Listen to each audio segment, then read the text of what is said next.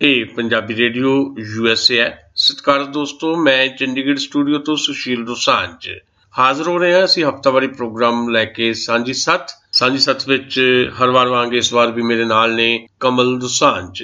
ਅਸੀਂ ਕੁਝ ਚਲੰਤ ਮਸਲਿਆਂ ਤੇ ਚਰਚਾ ਕਰਾਂਗੇ ਤੇ ਦੂਸਰੇ ਸੈਗਮੈਂਟ ਦੇ ਵਿੱਚ ਅੱਜ ਸਾਡੇ ਨਾਲ ਹੋਣਗੇ ਪੰਜਾਬੀ ਸ਼ਾਇਰੀ ਦਾ ਇੱਕ ਵੱਡਾ ਨਾਂ, ਅੰਬਾਲੇ ਤੋਂ ਆਉਂਦੇ ਨੇ ਡਾਕਟਰ ਪਾਲ ਕੌਰ, ਜਿਨ੍ਹਾਂ ਦੀਆਂ ਕਵਿਤਾਵਾਂ ਵੀ ਸੁਣਾਂਗੇ ਤੇ ਕੁਝ ਗੱਲਾਂ ਵੀ ਉਹਨਾਂ ਨਾਲ ਕਰਾਂਗੇ। ਪਰ ਪਹਿਲੇ ਸੈਗਮੈਂਟ ਦੇ ਵਿੱਚ ਮੈਂ ਤੇ ਕਮਲ ਦੋਸਾਂਝ ਹਰ ਵਾਰ ਵਾਂਗ ਤੁਹਾਡੇ ਨਾਲ ਕੁਝ ਕਰੰਟ ਅਫੇਅਰਸ ਦੇ ਉੱਤੇ, ਖਾਸ ਤੌਰ ਉੱਤੇ ਪੰਜਾਬ ਦੀ ਰਾਜਨੀਤੀ ਅੱਜ ਸਾਡੇ ਫੋਕਸ 'ਚ ਰਹੇਗੀ, ਉਹਦੇ ਤੇ ਚਰਚਾ ਕਰਾਂਗੇ ਤੇ ਗੱਲਬਾਤ ਸ਼ੁਰੂ ਕਰਦੇ ਹਾਂ ਸਾਂਝੀ ਸੱਥ ਦੇ ਵਿੱਚ। ਕਮਲ ਦੋਸਾਂਝ ਜੀ, ਤੁਹਾਡਾ ਸਾਂਝੀ ਸੱਥ ਦੇ ਵਿੱਚ ਸਵਾਗਤ ਹੈ।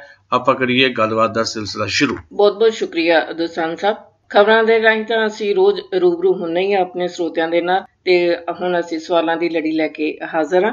ਮੇਰਾ ਪਹਿਲਾ ਸਵਾਲ ਪੰਜਾਬ ਕੈਬਨਿਟ ਦੀ ਮੀਟਿੰਗ ਦੇ ਨਾਲ ਸੰਬੰਧਿਤ ਹੈ। ਪੰਜਾਬ ਕੈਬਨਿਟ ਦੀ ਮੀਟਿੰਗ ਹੋ ਕੇ ਹਟੀ ਹੈ ਤੇ ਉਹਦੇ 'ਚ ਜਿਹੜੀ ਸ਼ਹਿਰੀ ਪ੍ਰਾਪਰਟੀ ਤੇ ਫੋਕਸ ਕੀਤਾ ਗਿਆ, ਕਿਹਾ ਗਿਆ ਕਿ ਸ਼ਹਿਰੀ ਪ੍ਰਾਪਰਟੀ ਨੂੰ ਉੱਪਰ ਚੁੱਕਣਾ ਹੈ। ਮੀਟਿੰਗ 'ਚ ਵੱਡਾ ਹਿੱਸਾ ਜਿਹੜਾ ਪਿੰਡਾਂ 'ਚ ਰਹਿੰਦਾ, ਉਹਦੀ ਕਿਤੇ ਕੋਈ ਗੱਲ ਹੀ ਨਹੀਂ ਹੋਈ। ਤੁਸੀਂ ਇਸ ਗੱਲ ਤੇ ਜ਼ਰਾ ਚਾਨਣਾ ਪਾਓ ਕਿ ਸਰਕਾਰ ਦੀ ਅਸਲ 'ਚ ਦਸ਼ਾ ਤੇ ਦਿਸ਼ਾ ਹੈ ਕੀ? ਦੇਖੋ ਕਮਲ ਜੀ, ਅੱਜ ਦੇ ਸਮੇਂ ਦੇ ਵਿੱਚ ਪੰਜਾਬ ਸਰਕਾਰ ਦੀ ਦਸ਼ਾ ਤੇ ਦਿਸ਼ਾ ਦੀ ਜਦੋਂ ਆਪਾਂ ਜ਼ਿਕਰ ਕਰਾਂਗੇ ਤਾਂ ਸਾਨੂੰ ਇਹ ਦੇਖਣਾ ਪਏਗਾ ਕਿ ਕੈਬਨਿਟ ਮੀਟਿੰਗ ਜਿਹੜਾ ਤੁਸੀਂ ਹਵਾਲਾ ਦਿੱਤਾ, ਉਸ ਕੈਬਨਿਟ ਮੀਟਿੰਗ ਦੇ ਵਿੱਚ ਅਸਲ ਵਿੱਚ ਫੋਕਸ ਜਿਹੜਾ ਕੀ ਕੀਤਾ ਗਿਆ। ਤੁਸੀਂ ਜ਼ਿਕਰ ਕੀਤਾ ਆਪਣੇ ਸਵਾਲ ਦੇ ਵਿੱਚ ਕਿ ਬਹੁਤਾ ਸ਼ਹਿਰੀ ਪ੍ਰਾਪਰਟੀ ਨੂੰ ਫੋਕਸ ਕੀਤਾ ਗਿਆ।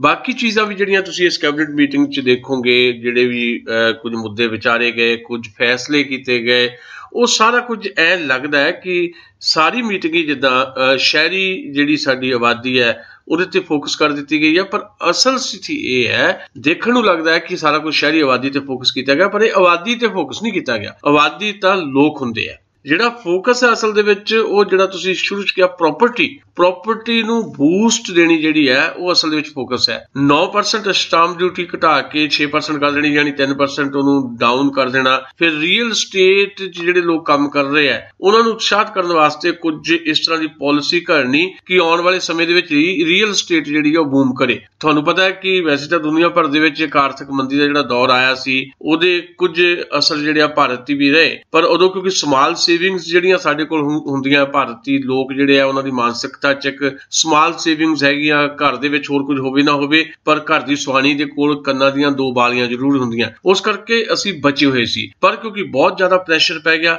ਉਸ ਪ੍ਰੈਸ਼ਰ ਦੇ ਚੱਲਦਿਆਂ ਭਾਰਤ ਤੇ ਵੀ ਅਸਰ ਪਿਆ ਤੇ ਜਿਹੜੀ ਪ੍ਰਾਪਰਟੀ ਖਾਸ ਤੌਰ ਦੇ ਉੱਤੇ ਜਿਹੜੀ ਸ਼ਹਿਰੀ ਪ੍ਰਾਪਰਟੀ ਹੈ, ਜਿੱਥੇ ਬਿਲਡਰਾਂ ਨੇ ਬਹੁਤ ਵੱਡੇ ਆਪਣੇ ਪ੍ਰੋਜੈਕਟ ਸ਼ੁਰੂ ਕੀਤੇ ਹੋਏ ਆ ਤੇ ਉਹ ਅੜੇ ਖੜੇ ਆ ਹੁਣ, ਕਿਉਂਕਿ ਉਹ ਸਾਰੀ ਡਾਊਨ ਚਲੀ ਗਈ ਸੀ। ਕਿਉਂਕਿ ਜਦੋਂ ਪਿਛਲੀ ਵਾਰੀ ਕੈਪਟਨ ਅਮਰਿੰਦਰ ਦੀ ਸਰਕਾਰ ਸੀ, ਉਦੋਂ ਪ੍ਰਾਪਰਟੀ ਦੇ ਵਿੱਚ ਬਹੁਤ ਬੂਮ ਸੀ ਤੇ ਉਸ ਤੋਂ ਬਾਅਦ ਜਿਹੜੇ 10 ਸਾਲ ਸ਼੍ਰੋਮਣੀ ਅਕਾਲੀ ਦਲ BJP ਗਵਰਨਮੈਂਟ ਦੇ ਲੰਘੇ ਆ, ਉਹ ਜਿਹੜੀ ਪ੍ਰਾਪਰਟੀ ਇੱਕਦਮ ਖੜੋਤ ਵਿੱਚ ਚਲੀ ਗਈ ਤੇ ਅੱਜ ਪ੍ਰਾਪਰਟੀ ਦੀ ਹਾਲਤ ਇਹ ਹੈ ਕਿ ਬਹੁਤ ਪਿੱਛੇ ਹੋ ਗਿਆ ਸਾਰਾ ਕਾਰੋਬਾਰ। ਤੇ ਇਸ ਕਾਰੋਬਾਰ ਨੂੰ ਫੇਰ ਤੋਂ ਉੱਪਰ ਚੁੱਕਣ ਵਾਸਤੇ ਤੇ ਆਪਣੇ ਜਿਹੜੇ ਕਮਿਸ਼ਨਸ ਜਿਹੜੇ ਹੈਗੇ ਆ, ਉਹ ਕਮਿਸ਼ਨਾਂ ਦਾ ਵਾਧਾ ਕਰਨ ਵਾਸਤੇ ਤੇ ਸਰਕਾਰ ਬਣਾਉਣ ਦੇ ਵਿੱਚ ਵੱਡੀ ਭੂਮਿਕਾ ਨਿਭਾਉਣ ਵਾਲੇ ਜਿਹੜੇ ਇਹਨਾਂ ਦੇ ਮਿੱਤਰ ਬੇਲੀ ਬਿਲਡਰਸ ਹੈਗੇ ਆ, ਉਹਨਾਂ ਨੂੰ ਇੱਕ ਵਾਰ ਰਾਹਤ ਦੇਣ ਵਾਸਤੇ ਉਹ ਸਾਰੀਆਂ ਚੀਜ਼ਾਂ ਇਦਾਂ ਡਿਜ਼ਾਈਨ ਕੀਤੀਆਂ ਜਾ ਰਹੀਆਂ ਤਾਂ ਜੋ ਇੱਕ ਵਾਰ ਫੇਰ ਜਿੱਦਾਂ ਕਿਸੇ ਦੀ ਟੋਪੀ ਕਿਸੇ ਦੇ ਸਿਰ ਤੇ ਇਸ ਕਿਸਮ ਦਾ ਜਿਹੜਾ ਵਰਤਾਰਾ ਰਿਹਾ ਪੰਜਾਬ ਦੇ ਵਿੱਚ ਪ੍ਰਾਪਰਟੀ ਦਾ, ਖਾਸ ਤੌਰ ਤੇ ਸ਼ਹਿਰੀ ਪ੍ਰਾਪਰਟੀ ਦਾ, ਉਹ ਇੱਕ ਵਾਰ ਫੇਰ ਅੱਗੇ ਨੂੰ ਵੱਧਦਾ ਚਲੇ ਜਾਏ। ਸੋ ਇਸ ਕਰਕੇ ਇਹਦੇ ਤੇ ਬਹੁਤਾ ਫੋਕਸ ਕੀਤਾ ਗਿਆ। ਦੂਜੀ ਗੱਲ ਜਿਹੜੀ ਇੰਪੋਰਟੈਂਟ ਇਹ ਹੈ ਕਿ ਪੰਜਾਬ ਦੇ ਪਿੰਡਾਂ ਵੱਲ ਇਹਦਾ ਕੋਈ ਫੋਕਸ ਨਹੀਂ ਹੈ।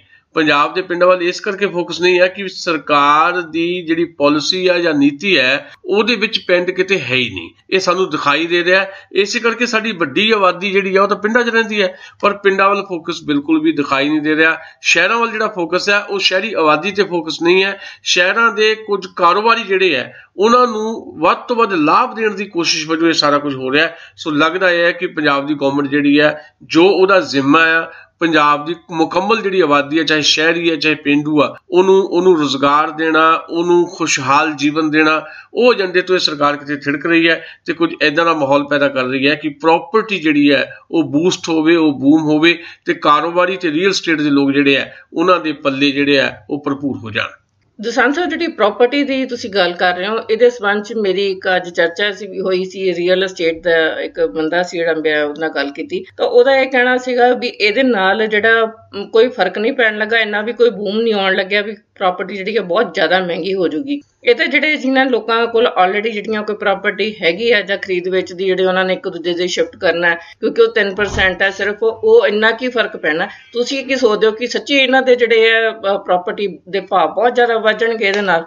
नहीं बिल्कुल ठीक है जिहड़ी गल तुसीं कही है कि असल दे विच कोशिश है, ये इमीडिएट नहीं होना। हाले मैनूं लगदा है कि 1.5-2 साल का वक्फा इहदे ते लगेगा, क्योंकि स्टांप ड्यूटी घटा दी गई है, कुछ चीज़ां होर कुछ होर राहतां दित्तियां जाणगीआं, कुछ अपने बंदे जिहड़े है उन्हां नूं फिट किया जाएगा, कुछ प्रॉपर्टीज जिहड़ी है ਉਹਦੇ ਚ इस तरह का माहौल पैदा किया जाएगा, एक नकली किस्म का बूम जिहड़ा पैदा किया जाएगा, जिदा मैं जिक्र किया भी इस दी टोपी उसके सिर, उस तरह का माहौल पैदा करके एक बार इदां दी कोशिश की जाएगी भी लो जी प्रॉपर्टी हुण बूम हो रही है, तो इस करके जिहड़े लोग फटाफट अपन प्रॉपर्टीज जिहड़ियां वो खरीद लैण इस तो पहला कि प्रॉपर्टीज की कीमत वधे।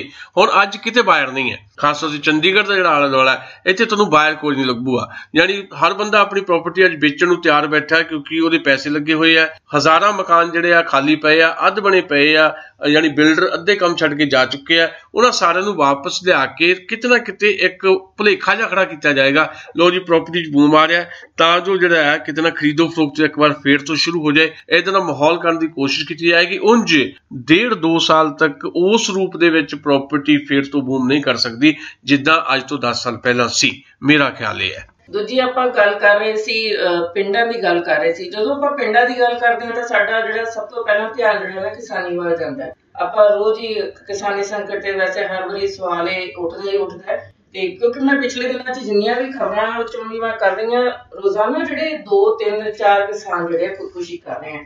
ਪਿਛਲੇ 3 ਹਫ਼ਤਿਆਂ ਤੋਂ ਮੈਂ ਜਦੋਂ ਅੰਦਾਜ਼ਾ ਲਾਇਆ ਘੱਟੋ ਘੱਟ 15-20 ਜਿਹੜੇ ਕਿਸਾਨ ਆ ਖੁਦਕੁਸ਼ੀ ਕਰ ਚੁੱਕੇ ਨੇ। ਹੁਣ ਦੂਜੇ ਪਾਸੇ ਜਿਹੜੀ ਕੈਪਟਨ ਸਰਕਾਰ ਹੈ ਉਹ ਕਰਜ਼ਾ ਮਾਫੀ ਦਾ ਐਲਾਨ ਤਾਂ ਕਰ ਰਹੀ ਹੈ, ਪਰ ਅਮਲ 'ਚ ਤਾਂ ਕੁਝ ਵੀ ਨਹੀਂ ਹੋਇਆ।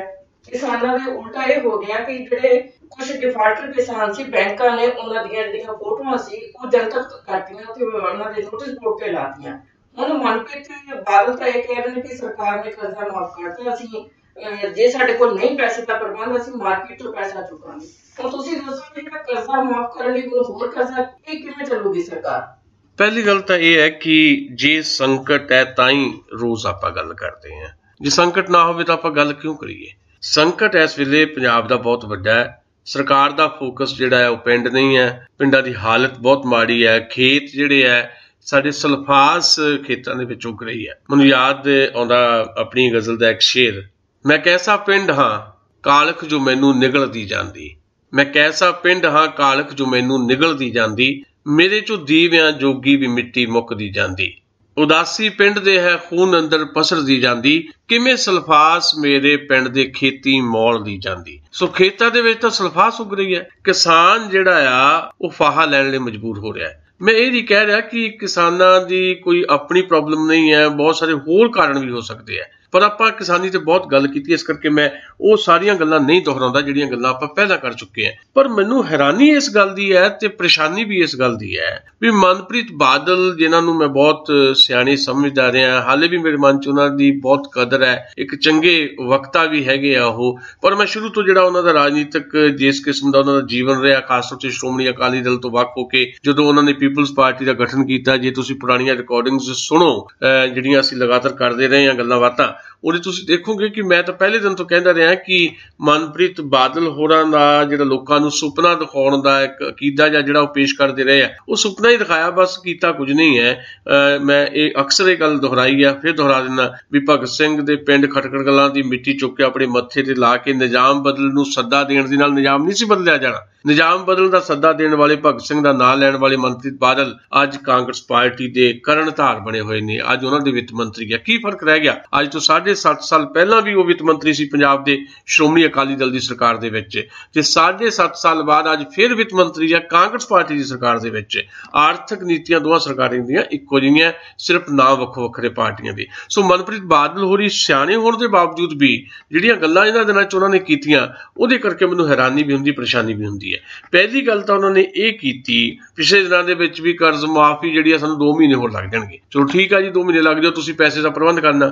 ਹੁਣ ਜਿਹੜਾ ਨਵਾਂ ਬਿਆਨ ਆਇਆ, ਮੈਂ ਇਹਦੇ ਤੇ ਬਹੁਤ ਹੈਰਾਨ ਆ ਵੀ ਕਰਜ਼ਾ ਹੈ ਮੇਰੇ ਸਿਰ ਤੇ, ਮੰਨ ਲਓ ਕਰਜ਼ਾ ਹੈ, ਕਿਸੇ ਦੇ ਵੀ ਸਿਰ ਤੇ ਕਰਜ਼ਾ ਹੈ, ਉਹ ਕਰਜ਼ਾ ਮਾਫ ਕਰਾਉਣ ਵਾਸਤੇ ਤੁਸੀਂ ਹੋਰ ਕਰਜ਼ਾ ਚੁੱਕੋ ਤੇ ਮਾਰਕੀਟ ਤੋਂ ਚੁੱਕੋ। ਯਾਨੀ ਕਰਜ਼ਾ ਮਾਫ ਕਰਨ ਦੇ ਨਾਂ ਦੇ ਉੱਤੇ ਕਿਸਾਨਾਂ ਦਾ ਭਲਾ ਕਰਨਾ ਜੀ, ਤੇ ਸਰਕਾਰ ਮਾਰਕੀਟ ਤੋਂ ਕਰਜ਼ਾ ਚੁੱਕੇਗੀ। ਯਾਨੀ ਸਰਕਾਰ ਆਪਣੇ ਸਰੋਤ ਨਹੀਂ ਵਧਾਉਣਾ ਚਾਹੁੰਦੀ, ਆਪਣੇ ਸੋਰਸਿਸ ਨਹੀਂ ਵਧਾਉਣਾ ਚਾਹੁੰਦੇ ਵੀ ਆਮਦਨ ਦੇ ਸੋਰਸਿਸ ਵਧਾਏ ਜਾਣ। ਪੰਜਾਬ ਜਿਹੜਾ ਲੁੱਟਿਆ ਪੁੱਟਿਆ ਜਾ ਰਿਹਾ, ਉਸ ਪੰਜਾਬ ਦੀ ਜਿਹੜੀ ਅਸਮਤ ਹੈ ਉਸ ਨੂੰ ਬਚਾਇਆ ਜਾਏ। ਪੰਜਾਬ ਦੀ ਜ਼ਰਖੇਜ਼ ਜ਼ਮੀਨ ਹੈ, ਪੰਜਾਬ ਵਰਗੀ ਜ਼ਮੀਨ ਕਿਹਦੇ ਕੋਲ ਹੈ?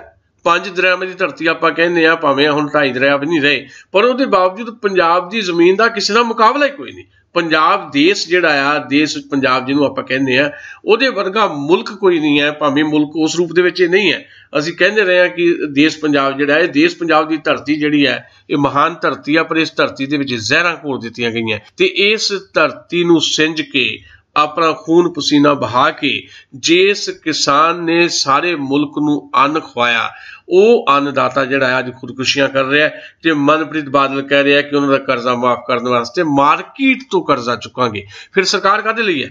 ਇਹ ਸਰਕਾਰ ਦਾ ਕੰਮ ਕੀ ਹੈ? ਸਰਕਾਰ ਦਾ ਮਤਲਬ ਹੀ ਕੋਈ ਨਹੀਂ ਜੇ ਉਹਨੇ ਆਪ ਅਸਾਸੇ ਆਪਣੇ ਪੈਦਾ ਨਹੀਂ ਕਰਨੇ, ਆਪਣੇ ਸਰੋਤ ਆਪ ਨਹੀਂ ਪੈਦਾ ਕਰਨੇ ਤੇ ਕਿਸਾਨਾਂ ਦੇ ਕਰਜ਼ੇ ਮਾਫ ਕਰਨ ਵਾਸਤੇ, ਤੇ ਜਾਂ ਉਹਨਾਂ ਦੇ ਨਾਂ ਤੇ ਨਵੇਂ ਕਰਜ਼ੇ ਹੋਰ ਚੱਕਣੇ ਆ ਤੇ ਵਰਤਣੇ ਕਿਤੇ ਹੋਰ ਹੈ, ਜਿੱਦਾਂ ਅਕਸਰ ਅੱਗੇ ਹੁੰਦਾ ਰਿਹਾ। ਦੁਸਾਂਝ ਸਾਹਿਬ, ਤੁਸੀਂ ਨਾ ਜਿਹੜੀਆਂ ਸਰੋਤਾਂ ਦੀ ਗੱਲ ਕੀਤੀ ਹੈ ਵੀ ਸਰਕਾਰ ਆਪਣੇ ਸਰੋਤ ਵਧਾਏ, ਇਹ ਸਰੋਤ ਤਾਂ ਇੱਕੋ ਹੀ ਢੰਗ ਸਰਕਾਰ ਕੋਲ ਰਹਿ ਜਾਣਾ ਕਿ ਉਹਨਾਂ ਟੈਕਸ ਲਾਉਣੇ, ਟੈਕਸਾਂ ਦਾ ਬੋਝ ਫੇਰ ਜਿਹੜਾ ਜਿਹੜੀ ਆਮ ਜਿਹੜੀ ਜਨਤਾ ਉਹਦੇ ਤੇ ਪਊਗਾ। ਔਰ ਸਰਕਾਰ ਦਾ ਇਹ ਇਰਾਦਾ ਵੀ ਸੀ ਟੈਕਸ ਵਧਾਉਣ ਦਾ, ਵੀ ਟੈਕਸ ਲਗਾਈਏ ਤੇ ਸਾਨੂੰ ਸਰੋਤ ਇਕੱਠੇ ਹੋਣਗੇ, ਪਰ ਕਿਉਂਕਿ ਮਿਊਨਿਸਪਲ ਕਮੇਟੀ ਦੀਆਂ ਚੋਣਾਂ ਆ ਰਹੀਆਂ, ਸਰਕਾਰ ਨੇ ਉਹ ਜਿਹੜਾ ਥੋੜੀ ਦੇਰ ਲਈ ਉਹ ਰੋਕ ਲਿਆ। ਤੁਸੀਂ ਕੀ ਸਮਝਦੇ ਹੋ ਕਿ ਜਿਹੜੇ ਸਰੋਤ ਹੈ ਸਾਨੂੰ ਟੈਕਸ ਦੇ ਰੂਪ 'ਚ ਹੀ ਮਿਲਣਗੇ ਜਨਤਾ ਨੂੰ? ਦੇਖੋ, ਟੈਕਸ ਲਾਉਣੇ ਜਿਹੜੇ ਆ ਇਹ ਸਰਕਾਰਾਂ ਆਪਣੇ ਤਰੀਕੇ ਦੇ ਨਾਲ ਟੈਕਸ ਜਿਹੜੇ ਆ ਉਹਦੇ ਪ੍ਰਬੰਧ ਕਰਦੀਆਂ ਹੁੰਦੀਆਂ। ਪਹਿਲੀ ਗੱਲ ਤਾਂ ਇੱਕ ਭਰਮ ਭੁਲੇਖਾ ਨਰਿੰਦਰ ਮੋਦੀ ਦੀ ਗਵਰਨਮੈਂਟ ਨੇ ਖੜਾ ਕਰ ਦਿੱਤਾ ਜੀ, ਇੱਕ ਮੁਲਕ ਇੱਕ ਟੈਕਸ। ਜਿੱਦਾਂ ਇਸ ਮੁਲਕ ਨੂੰ ਇੱਕ ਭਾਸ਼ਾ, ਇੱਕ ਸੱਭਿਆਚਾਰ ਦੇ ਨਾਂ ਦੇ ਉੱਤੇ ਚਲਾਉਣ ਦੀ ਕੋਸ਼ਿਸ਼ ਕੀਤੀ ਜਾ ਰਹੀ ਹੈ, ਹਿੰਦੁਸਤਾਨ ਦੇ ਨਾਂ ਦੇ ਉੱਤੇ ਚਲਾਉਣ ਦੀ ਕੋਸ਼ਿਸ਼ ਕੀਤੀ ਜਾ ਰਹੀ ਹੈ, ਤੇ GST ਟੈਕਸ ਜਿਹੜਾ ਆ ਉਹ ਵੀ ਇਸ ਰੂਪ ਦੇ ਵਿੱਚ ਸੀ, ਇੱਕ ਮੁਲਕ ਇੱਕ ਟੈਕਸ। ਮਤਲਬ ਇੱਕ ਮੁਲਕ ਇੱਕ ਟੈਕਸ ਦੇ ਨਾਂ ਤੇ ਲੋਕਾਂ ਨੂੰ ਮੂਰਖ ਬਣਾਇਆ ਗਿਆ। GST ਦੇ ਨਾਲ 8-9 ਟੈਕਸ ਹੋਰ ਹੈ ਜਿਹੜੇ ਦੱਸੇ ਨਹੀਂ ਜਾ ਰਹੇ ਵੀ ਉਹ ਕਿਹੜੇ ਟੈਕਸ ਆ, ਪ੍ਰਾਪਰਟੀ ਟੈਕਸ ਆ, ਹੋਰ ਬੜੇ ਟੈਕਸ ਆ, ਰੋਡ ਟੈਕਸ ਆ, ਪਤਾ ਨਹੀਂ ਕਿੰਨੇ ਟੈਕਸ ਹੋ ਰਿਹਾ, 8-9 ਟੈਕਸ ਹੋ ਰਿਹਾ। ਜੇ ਇੱਕ ਮੁਲਕ ਇੱਕ ਟੈਕਸ ਆ ਤੇ ਫਿਰ GST ਹੋਣ ਦੇ ਬਾਵਜੂਦ ਵੀ ਬਾਕੀ ਜਿਹੜੇ ਟੈਕਸ ਆ ਉਹ ਕਿਉਂ ਲਏ ਜਾ ਰਹੇ ਆ? ਦੂਜੀ ਗੱਲ, ਸਟੇਟ ਗਵਰਨਮੈਂਟ ਦੇ ਕੋਲ ਪਾਵਰਸ ਆ ਵੀ ਤੁਸੀਂ ਵੱਖਰੇ ਟੈਕਸ ਲਾ ਦਿਓ। ਹੁਣ ਜਿਹੜਾ ਤੁਸੀਂ ਜ਼ਿਕਰ ਕੀਤਾ ਕਿ ਮਿਊਨਿਸਪਲ ਇਲੈਕਸ਼ਨ ਆ ਗਈ, ਇਸ ਕਰਕੇ ਉਹ ਟੈਕਸ ਟੂ ਸਾਲੇ ਵਾਲੇ ਨਹੀਂ ਲਾਏ ਜਾ ਰਹੇ, ਪਰ ਉਹ ਟੈਕਸ ਆਉਣ ਵਾਲੇ ਸਮੇਂ ਦੇ ਵਿੱਚ ਲੱਗਣਗੇ। ਯਾਨੀ ਉਹ ਚੋਰ ਮੋਰੀਆਂ ਰਾਹੀਂ ਲੋਕਾਂ ਤੋਂ ਹੋਰ ਪੈਸੇ ਉਗਰਾਉਣ ਦੀ ਜਿਹੜੀ ਤਿਆਰੀ ਕੀਤੀ ਜਾ ਰਹੀ ਹੈ। ਸਰੋਤ ਪੈਦਾ ਕਰਨ ਦਾ ਮੇਰਾ ਮਤਲਬ ਟੈਕਸ ਲਾਉਣਾ ਨਹੀਂ ਹੈ। ਸਰੋਤ ਪੈਦਾ ਕਰਨ ਦਾ ਮਤਲਬ ਇਹ ਹੈ ਕਿ ਸਾਡੇ ਕੁਦਰਤੀ ਸਾਧਨ ਜਿਹੜੇ ਸਾਡੇ ਕੋਲ ਆ ਉਹਨਾਂ ਦੀ ਵਰਤੋਂ ਕੀਤੀ ਜਾਵੇ। ਮੰਨ ਲਓ ਬਿਜਲੀ ਹੈ, ਅਸੀਂ ਬਿਜਲੀ, ਮਹਿੰਗੀ ਬਿਜਲੀ ਜਿਹੜੀ ਹੈ ਜੀ ਅਸੀਂ ਪੈਦਾ ਕਰਦੇ ਹਾਂ, ਕੋਲੇ ਨਾਲ ਬਿਜਲੀ ਪੈਦਾ ਕਰਦੇ ਹਾਂ ਜੀ। ਅਸੀਂ ਬਿਜਲੀ ਪੈਦਾ ਕਰਨ ਵਾਸਤੇ ਵੱਖਰੇ ਸਾਧਨ ਕਿਉਂ ਨਹੀਂ ਵਰਤਦੇ? ਅਸੀਂ ਜਿਹੜੀ ਸੂਰਜੀ ਬਿਜਲੀ ਹੈ ਉਹਦੇ ਵਾਸਤੇ ਕੋਸ਼ਿਸ਼ ਕਿਉਂ ਨਹੀਂ ਕਰਦੇ? ਜਾਂ ਬਿਜਲੀ ਜਿਹੜੀ ਆ ਹੋਰ ਜਿਹੜੇ ਤਰੀਕੇ ਆ, ਪਰਾਲੀ ਤੋਂ ਬਿਜਲੀ ਪੈਦਾ ਕਿਉਂ ਨਹੀਂ ਕਰਦੇ? ਬਹੁਤ ਸਾਰੇ ਵਿਗਿਆਨੀ ਤੁਹਾਨੂੰ ਦੱਸਦੇ ਆ ਕਿ ਬਿਜਲੀ ਪੈਦਾ ਕਰਨ ਦੇ ਹੋਰ ਕੀ ਤਰੀਕੇ ਆ। ਬਿਜਲੀ ਦੀ ਚੋਰੀ ਕਿਉਂ ਨਹੀਂ ਰੋਕਦੇ? ਅਸੀਂ ਕਰਪਸ਼ਨ ਕਿਉਂ ਨਹੀਂ ਰੋਕਦੇ? ਮਤਲਬ ਤੁਸੀਂ ਬਿਜਲੀ ਦੀ ਲੀਕੇਜ, ਬਿਜਲੀ ਦੀ ਚੋਰੀ ਤੇ ਮੁਕੰਮਲ ਜਿਹੜੀ ਕਰਪਸ਼ਨ ਤੇ ਕੰਟਰੋਲ ਕਰ ਦੋ, ਤੁਹਾਨੂੰ ਹੋਰ ਸੋਰਸ ਪੈਦਾ ਕਰਨ ਦੀ ਲੋੜ ਹੀ ਨਹੀਂ ਪੈਣੀ। ਤੁਹਾਡੇ ਖਰਚੇ ਸਾਰੇ ਉਹਦੇ ਪੰਜਾਬ ਜਿਹੜੀ ਹੈ, ਪੰਜਾਬ ਦੇ ਜਿੰਨੇ ਵੀ ਖਰਚੇ ਉਹ ਪੂਰੇ ਹੋ ਸਕਦੇ ਆ। ਸੋ ਹੋਰ ਸੋਰਸ ਪੈਦਾ ਕਰਨ ਤੋਂ ਬਾਅਦ ਮੇਰਾ ਇਹ ਹੈ ਕਿ ਟੈਕਸਾਂ ਤੋਂ ਸਗੋਂ ਲੋਕਾਂ ਨੂੰ ਮੁਕਤ ਕੀਤਾ ਜਾਏ, ਲੋਕਾਂ ਨੂੰ ਰੁਜ਼ਗਾਰ ਦਿੱਤਾ ਜਾਏ ਤੇ ਲੋਕਾਂ ਦੇ ਰੁਜ਼ਗਾਰ, ਜਦੋਂ ਲੋਕ ਕੰਮ ਕਰਨਗੇ ਉਹ ਟੈਕਸ ਦੇਣ ਨੂੰ ਵੀ ਤਿਆਰ ਹੈ। ਜੇ ਲੋਕਾਂ ਕੋਲ ਪੈਸਾ ਧੇਲਾ ਹੀ ਹੈ ਨਹੀਂ, ਉਹਨਾਂ ਦੇ ਉੱਤੇ ਵਾਧੂ ਟੈਕਸ ਤੁਸੀਂ ਲੱਦੀ ਜਾਓ। ਹੁਣ ਤੁਸੀਂ ਖਾਣਾ ਖਾਣ ਵੀ ਕਿਤੇ ਜਾਂਦੇ ਹੋ ਤਾਂ ਤੁਹਾਨੂੰ ਉੱਥੇ ਵੀ ਜਿਹੜਾ ਸਰਵਿਸ ਟੈਕਸ ਤੱਕ ਵੀ ਦੇਣਾ ਪੈਂਦਾ। ਯਾਨੀ ਹੋਟਲ ਤੁਸੀਂ ਖਾਣਾ ਖਾ ਰਹੇ ਹੋ ਤੇ ਜਿਹੜੇ ਸਰਵਿਸ ਕਰ ਰਹੇ ਆ ਉਹ ਸਰਵਿਸ ਟੈਕਸ ਵੀ ਤੁਸੀਂ ਦੇ ਰਹੇ ਹੋ 18%, GST ਵੱਖਰੀ ਦੇ ਰਹੇ ਹੋ। ਸੋ ਇਹ ਸਾਰੀਆਂ ਚੀਜ਼ਾਂ ਜਿਹੜੀਆਂ ਸ਼ਾਇਦ ਦਰੁਸਤ ਕਰਨ ਵਾਲੀਆਂ। ਜੀ ਬਿਲਕੁਲ ਦੁਸਾਂਝ ਸਾਹਿਬ, ਪੰਜਾਬ ਦੇ ਇੱਕ ਹੋਰ ਸਿਆਸੀ ਚਿਹਰੇ ਦੀ ਆਪਾਂ ਗੱਲ ਕਰਦੇ ਹਾਂ। ਕੈਬਨਿਟ ਮੀਟਿੰਗ ਤੋਂ ਪਹਿਲਾਂ ਆਪਣੇ ਲੋਕਲ ਬਾਡੀ ਮੰਤਰੀ ਨਵਜੋਤ ਸਿੰਘ ਸਿੱਧੂ ਦਾ ਤੇਵਰ ਦੱਸਦੇ ਸੀ ਕਿ ਉਹ ਕੇਬਲ ਨੈਟਵਰਕ ਜਿਹੜਾ ਫਾਸਟਵੇ ਉਹਦੇ ਮਾਮਲੇ 'ਚ ਕੈਪਟਨ ਅਮਰਿੰਦਰ ਸਿੰਘ ਲਈ ਕੋਈ ਵੱਡੀ ਮੁਸ਼ਕਲ ਖੜੀ ਕਰ ਸਕਦੇ ਆ, ਪਰ ਕੈਬਨਿਟ ਮੀਟਿੰਗ ਦੌਰਾਨ ਅਜਿਹਾ ਕੁਝ ਹੋਇਆ ਹੀ ਨਹੀਂ। ਸਗੋਂ ਕੈਪਟਨ ਅਮਰਿੰਦਰ ਦੇ ਫਾਸਲੇ ਖਿਲਾਫ ਸਿੱਧੂ ਦੀ ਆਰਡੀਨੈਂਸ ਜਿਹੜੀ ਜਾਰੀ ਕਰਨ ਦੀ ਮੰਗ ਉਹ ਮੰਨਦੀ। ਤੁਹਾਨੂੰ ਕੀ ਲੱਗਦਾ ਕਿ ਨਵਜੋਤ ਸਿੰਘ ਸਿੱਧੂ ਤੇ ਮਨਪ੍ਰੀਤ ਬਾਦਲ ਕੈਪਟਨ ਅਮਰਿੰਦਰ ਲਈ ਆਉਣ ਵਾਲੇ ਸਮੇਂ 'ਚ ਸਿਰਦਰਦੀ ਪੈਦਾ ਕਰ ਸਕਦੇ ਨੇ, ਜਾਂ ਫਿਰ ਮਨਪ੍ਰੀਤ ਤੇ ਨਵਜੋਤ ਸਿੰਘ ਸਿੱਧੂ ਜਿਹੜੇ ਨੇ ਉਹਨਾਂ ਦਾ ਮੁਕਾਬਲਾ ਚੱਲੂਗਾ ਕਿ ਕੈਪਟਨ ਤੋਂ ਬਾਅਦ ਕੌਣ ਕਾਂਗਰਸ ਦਾ ਵੱਡਾ ਲੀਡਰ ਬਣਦਾ? ਦੇਖੋ, ਇੱਕ ਦਿਨ ਪਹਿਲਾਂ ਨਵਜੋਤ ਸਿੰਘ ਸਿੱਧੂ ਹੋਰਾਂ ਦਾ ਜਿਸ ਕਿਸਮ ਦਾ ਬਿਆਨ ਸੀ ਕਿ ਕੈਪਟਨ ਅਮਰਿੰਦਰ ਜਾਂ ਤਾਂ ਮੇਰੀ ਗੱਲ ਬੰਨਣ ਵੀ ਜਿਹੜਾ ਬਾਦਲਾਂ ਦਾ ਫਾਸਟਵੇ ਚੈਨਲ ਰਿਹਾ ਹਾਲੇ ਵੀ ਆ ਕੇਬਲ ਨੈਟਵਰਕ, ਉਹਦੇ ਤੇ 20,000 ਕਰੋੜ ਰੁਪਇਆ ਜੀ ਤੇ 2,000 ਕਰੋੜ ਰੁਪਏ ਦਾ ਉਹਨਾਂ ਵੱਲ ਬਕਾਇਆ ਰਹਿੰਦਾ ਜੀ, ਤੇ ਉਹ ਲਿਆ ਜਾਵੇ, ਨਹੀਂ ਤਾਂ ਫਿਰ ਮੈਂ ਅਗਲੀ ਮੀਟਿੰਗ ਦੇ ਵਿੱਚ ਆਰਡੀਨੈਂਸ ਲੈ ਕੇ ਆਊਂਗਾ। ਇਹ ਉਹਨਾਂ ਨੇ ਕਿਹਾ ਸੀ। ਉਦੋਂ ਲੱਗਦਾ ਸੀ ਵੀ ਤੇਵਰ ਜਿਹੜੇ ਆ ਨਵਜੋਤ ਸਿੰਘ ਸਿੱਧੂ ਦੇ ਵੀ ਸ਼ਾਇਦ ਮੁਸ਼ਕਲ ਖੜੀ ਕਰ ਸਕਦੇ ਆ, ਪਰ ਮੈਨੂੰ ਲੱਗਦਾ ਕਿ ਕੈਪਟਨ ਅਮਰਿੰਦਰ ਨੇ ਆਪਣੀ ਕਾਰਜਸ਼ੈਲੀ ਥੋੜੀ ਬਦਲੀ ਹੈ। ਮੀਟਿੰਗ ਦੇ ਵਿੱਚ ਉਹਨਾਂ ਨੇ ਇਹ ਗੱਲ ਕਹੀ, ਨਵਜੋਤ ਸਿੰਘ ਸਿੱਧੂ ਨੇ, ਕਿ ਮੈਂ ਫਾਸਟਵੇ ਦੀ ਜਿਹੜੀ ਕਾਰਗੁਜ਼ਾਰੀ ਹੈ ਜਾਂ 2,000 ਕਰੋੜ ਰੁਪਏ ਜਿਹੜਾ ਉਹਨਾਂ ਨੇ ਬਕਾਇਆ ਉਹਦੇ ਬਾਰੇ ਗੱਲ ਕਰਨੀ ਚਾਹੁੰਦਾ, ਤੇ ਕੈਪਟਨ ਅਮਰਿੰਦਰ ਨੇ ਆਗਿਆ ਦਿੱਤੀ ਤੇ ਉਹਨਾਂ ਨੇ ਗੱਲ ਰੱਖੀ ਆਪਣੇ ਕੁਲੀਗਸ ਦੇ ਨਾਲ ਗੱਲ ਕੀਤੀ ਨਵਜੋਤ ਸਿੰਘ ਸਿੱਧੂ ਨੇ, ਤੇ ਕੈਪਟਨ ਅਮਰਿੰਦਰ ਨੇ ਇਹ ਗੱਲ ਕਹਿ ਦਿੱਤੀ ਕਿ ਠੀਕ ਹੈ ਤੁਹਾਡੀ ਗੱਲ ਵੀ ਤੁਸੀਂ ਅਗਲੀ ਮੀਟਿੰਗ ਦੇ ਵਿੱਚ ਐਕਟ ਬਣਾਉਣ ਵਾਸਤੇ ਬਿੱਲ ਲਿਆਓ, ਆਰਡੀਨੈਂਸ ਲਿਆਓ। ਯਾਨੀ ਇਹਦਾ ਮਤਲਬ ਹੈ ਕੈਪਟਨ ਅਮਰਿੰਦਰ ਹੋਰਾਂ ਨੇ ਨਵਜੋਤ ਸਿੰਘ ਸਿੱਧੂ ਦੀ ਗੱਲ ਭਾਵੇਂ ਉਸ ਰੂਪ ਦੇ ਵਿੱਚ ਭਾਵੇਂ ਸਿੱਧੇ ਤੌਰ ਤੇ ਨਾ ਵੀ ਮੰਨੀ ਹੋਵੇ ਕਿ ਅੱਜ ਹੀ ਇਹ ਫੈਸਲਾ ਕਰ ਦਿੱਤਾ ਜਾਏ ਵੀ ਲਓ ਠੀਕ ਹੈ ਜੀ ਫਾਸਟਵੇ ਦੇ ਖਿਲਾਫ ਆਪਾਂ ਕਾਰਵਾਈ ਕਰਦੇ ਹਾਂ, ਪਰ ਇੱਕ ਆਰਡੀਨੈਂਸ ਲਿਆਉਣ ਦੀ ਗੱਲ ਜਾਂ ਐਕਟ ਬਣਾਉਣ ਦੀ ਗੱਲ ਕਹਿ ਕੇ ਉਹਨਾਂ ਨੇ ਨਵਜੋਤ ਸਿੰਘ ਸਿੱਧੂ ਦੀ ਗੱਲ ਮੰਨ ਲਈ ਹੈ, ਅੱਧ-ਪਚੱਦੀ ਕਹਿ ਲਓ ਜਾਂ 90% ਮੰਨ ਲਈ। ਆਉਣ ਵਾਲੇ ਸਮੇਂ ਦੇ ਵਿੱਚ ਜਿਹੜੀ ਤੁਸੀਂ ਗੱਲ ਕਰ ਰਹੇ ਹੋ, ਮੈਨੂੰ ਇਹ ਲੱਗਦਾ ਕਿ ਕੈਪਟਨ ਅਮਰਿੰਦਰ ਹੋਰੀ ਜਿਹੜੇ ਆ, ਕਿਉਂਕਿ ਉਹਨਾਂ ਨੇ ਇਹ ਗੱਲ ਕਹੀ ਹੋਈ ਹੈ ਵੀ ਆਹੀ ਮੇਰੀ ਆਖਰੀ ਚੋਣ ਹੈ, ਇਸ ਤੋਂ ਬਾਅਦ ਮੈਂ ਚੋਣ ਨਹੀਂ ਲੜਨੀ, ਜਦ ਕਿ ਮੇਰੀ ਧਾਰਨਾ ਹੋਰ ਹੈ। ਮੈਨੂੰ ਇਹ ਪਤਾ ਹੈ ਕਿ ਜਿਹੜੇ ਪੋਲੀਟੀਸ਼ੀਅਨਸ ਹੁੰਦੇ ਨੇ ਉਹ ਆਖਰੀ ਦਮ ਤੱਕ ਇਹ ਚਾਹੁੰਦੇ ਨੇ ਕਿ ਮੈਂ ਸੱਤਾ 'ਚ ਬਣਿਆ ਰਵਾਂ, ਜਾਂ ਤਾਂ ਕੈਪਟਨ ਅਮਰਿੰਦਰ ਦੀ ਹੋ ਸਕਦਾ ਹੈ ਕਿ ਆਉਣ ਵਾਲੇ ਸਮੇਂ ਦੇ ਵਿੱਚ ਕੋਈ ਇੱਦਾਂ ਦੀ ਧਾਰਨਾ ਹੋਵੇ ਵੀ ਠੀਕ ਹੈ ਜੇ ਆਉਣ ਵਾਲੇ ਸਮੇਂ 'ਚ UPA ਦੀ ਗਵਰਨਮੈਂਟ ਬਣਦੀ ਹੈ ਦਿੱਲੀ ਦੇ ਵਿੱਚ, ਜਾਂ ਕਾਂਗਰਸ ਪਾਰਟੀ ਸਰਕਾਰ ਕਿਸੇ ਨਾ ਕਿਸੇ ਰੂਪ ਦੇ ਵਿੱਚ ਆਉਂਦੀ ਹੈ, ਜਾਂ ਕੋਈ ਗੱਠਜੋੜ ਸਰਕਾਰ ਆਉਂਦੀ ਹੈ, ਤੇ ਇਸ ਤੋਂ ਬਾਅਦ ਮੈਨੂੰ ਕਿਸੇ ਬਾਹਰਲੇ ਮੁਲਕ 'ਚ ਰਾਜਦੂਤ ਲਾ ਦਿੱਤਾ ਜਾਏ ਜਾਂ ਕਿਸੇ ਸਟੇਟ ਦੇ ਵਿੱਚ ਰਾਜਪਾਲ ਲਾ ਦਿੱਤਾ ਜਾਏ ਵੀ ਜਿਹੜਾ ਇੱਕ ਸ਼ਾਹਾਨਾ ਜੀਵਨ ਜਿਹੜਾ ਉਹ ਜਿਉਂਦੇ ਨੇ ਉਹ ਉਹਦਾ ਜਿਉਂਦੇ ਰਹਿਣਗੇ। ਜੇ ਉਹਨਾਂ ਦੀ ਇਹ ਧਾਰਨਾ ਤੇ ਹੋ ਸਕਦਾ ਉਹ ਸਿਆਸਤ ਨੂੰ ਸਿੱਧੇ ਰੂਪ 'ਚ ਛੱਡ ਜਾਣ, ਪਰ ਮੈਨੂੰ ਨਹੀਂ ਲੱਗਦਾ ਕਿ ਜਿੰਨੀ ਦੇਰ ਤੱਕ ਗੋਡਿਆਂ 'ਚ ਜਾਨ ਹੁੰਦੀ ਹੈ ਤੇ ਸਿਆਸਤਦਾਨ ਜਿਹੜੇ ਆ ਉਹ ਕੁਰਸੀ ਨਹੀਂ ਛੱਡਦੇ। ਤੁਹਾਨੂੰ ਪਤਾ ਹੈ ਕਿ ਸਰਦਾਰ ਪ੍ਰਕਾਸ਼ ਸਿੰਘ ਬਾਦਲ ਦੀ ਉਮਰ ਕਿੰਨੀ ਹੈ, ਉਹਨਾਂ ਨੇ ਆਪਣੇ ਪੁੱਤਰ ਵਾਸਤੇ ਕੁਰਸੀ ਨਹੀਂ ਛੱਡੀ, ਜਦਕਿ ਸ਼੍ਰੀਮਤੀ ਸੁਰਿੰਦਰ ਕੌਰ ਬਾਦਲ ਇਹ ਕਹਿੰਦੇ ਚਲੇ ਗਏ ਵੀ ਮੇਰੇ ਜਿਉਂਦੇ ਜੀ ਮੇਰਾ ਪੁੱਤ ਪੰਜਾਬ ਦਾ ਮੁੱਖ ਮੰਤਰੀ ਬਣ ਜਾਵੇ, ਪਰ ਬਾਦਲ ਸਾਹਿਬ ਨੇ ਸੱਤਾ ਨਹੀਂ ਛੱਡੀ। ਸੋ ਇਸ ਕਰਕੇ ਮੈਨੂੰ ਲੱਗਦਾ ਉਹ ਸੱਤਾ ਨਹੀਂ ਛੱਡਣਗੇ, ਪਰ ਉਹਦੇ ਬਾਵਜੂਦ ਨਵਜੋਤ ਸਿੰਘ ਸਿੱਧੂ ਤੇ ਮਨਪ੍ਰੀਤ ਬਾਦਲ ਦੋ ਵੱਡੇ ਲੀਡਰ ਇਸ ਵੇਲੇ ਪੰਜਾਬ ਕਾਂਗਰਸ ਦੇ ਆ, ਤੇ ਦੋਵੇਂ ਕੈਬਨਿਟ ਮੀਟਿੰਗ ਦੇ ਦੌਰਾਨ ਆਜੂ ਬਾਜੂ ਬਹਿੰਦੇ ਆ ਕੈਪਟਨ ਸਾਹਿਬ ਦੇ, ਤੇ ਮੈਨੂੰ ਲੱਗਦਾ ਹੈ ਕਿ ਆਉਣ ਵਾਲਾ ਸਮਾਂ ਜਿਹੜਾ ਆ ਉਹ ਸ਼ਾਇਦ ਮਨਪ੍ਰੀਤ ਬਾਦਲ ਤੇ ਨਵਜੋਤ ਸਿੰਘ ਸਿੱਧੂ ਦੇ ਮੁਕਾਬਲੇ ਦਾ ਹੈ। ਅੱਛਾ, ਇਹਨਾਂ ਦੇ ਸੁਭਾਅ 'ਚ ਬਹੁਤ ਵੱਡਾ ਫਰਕ ਹੈ।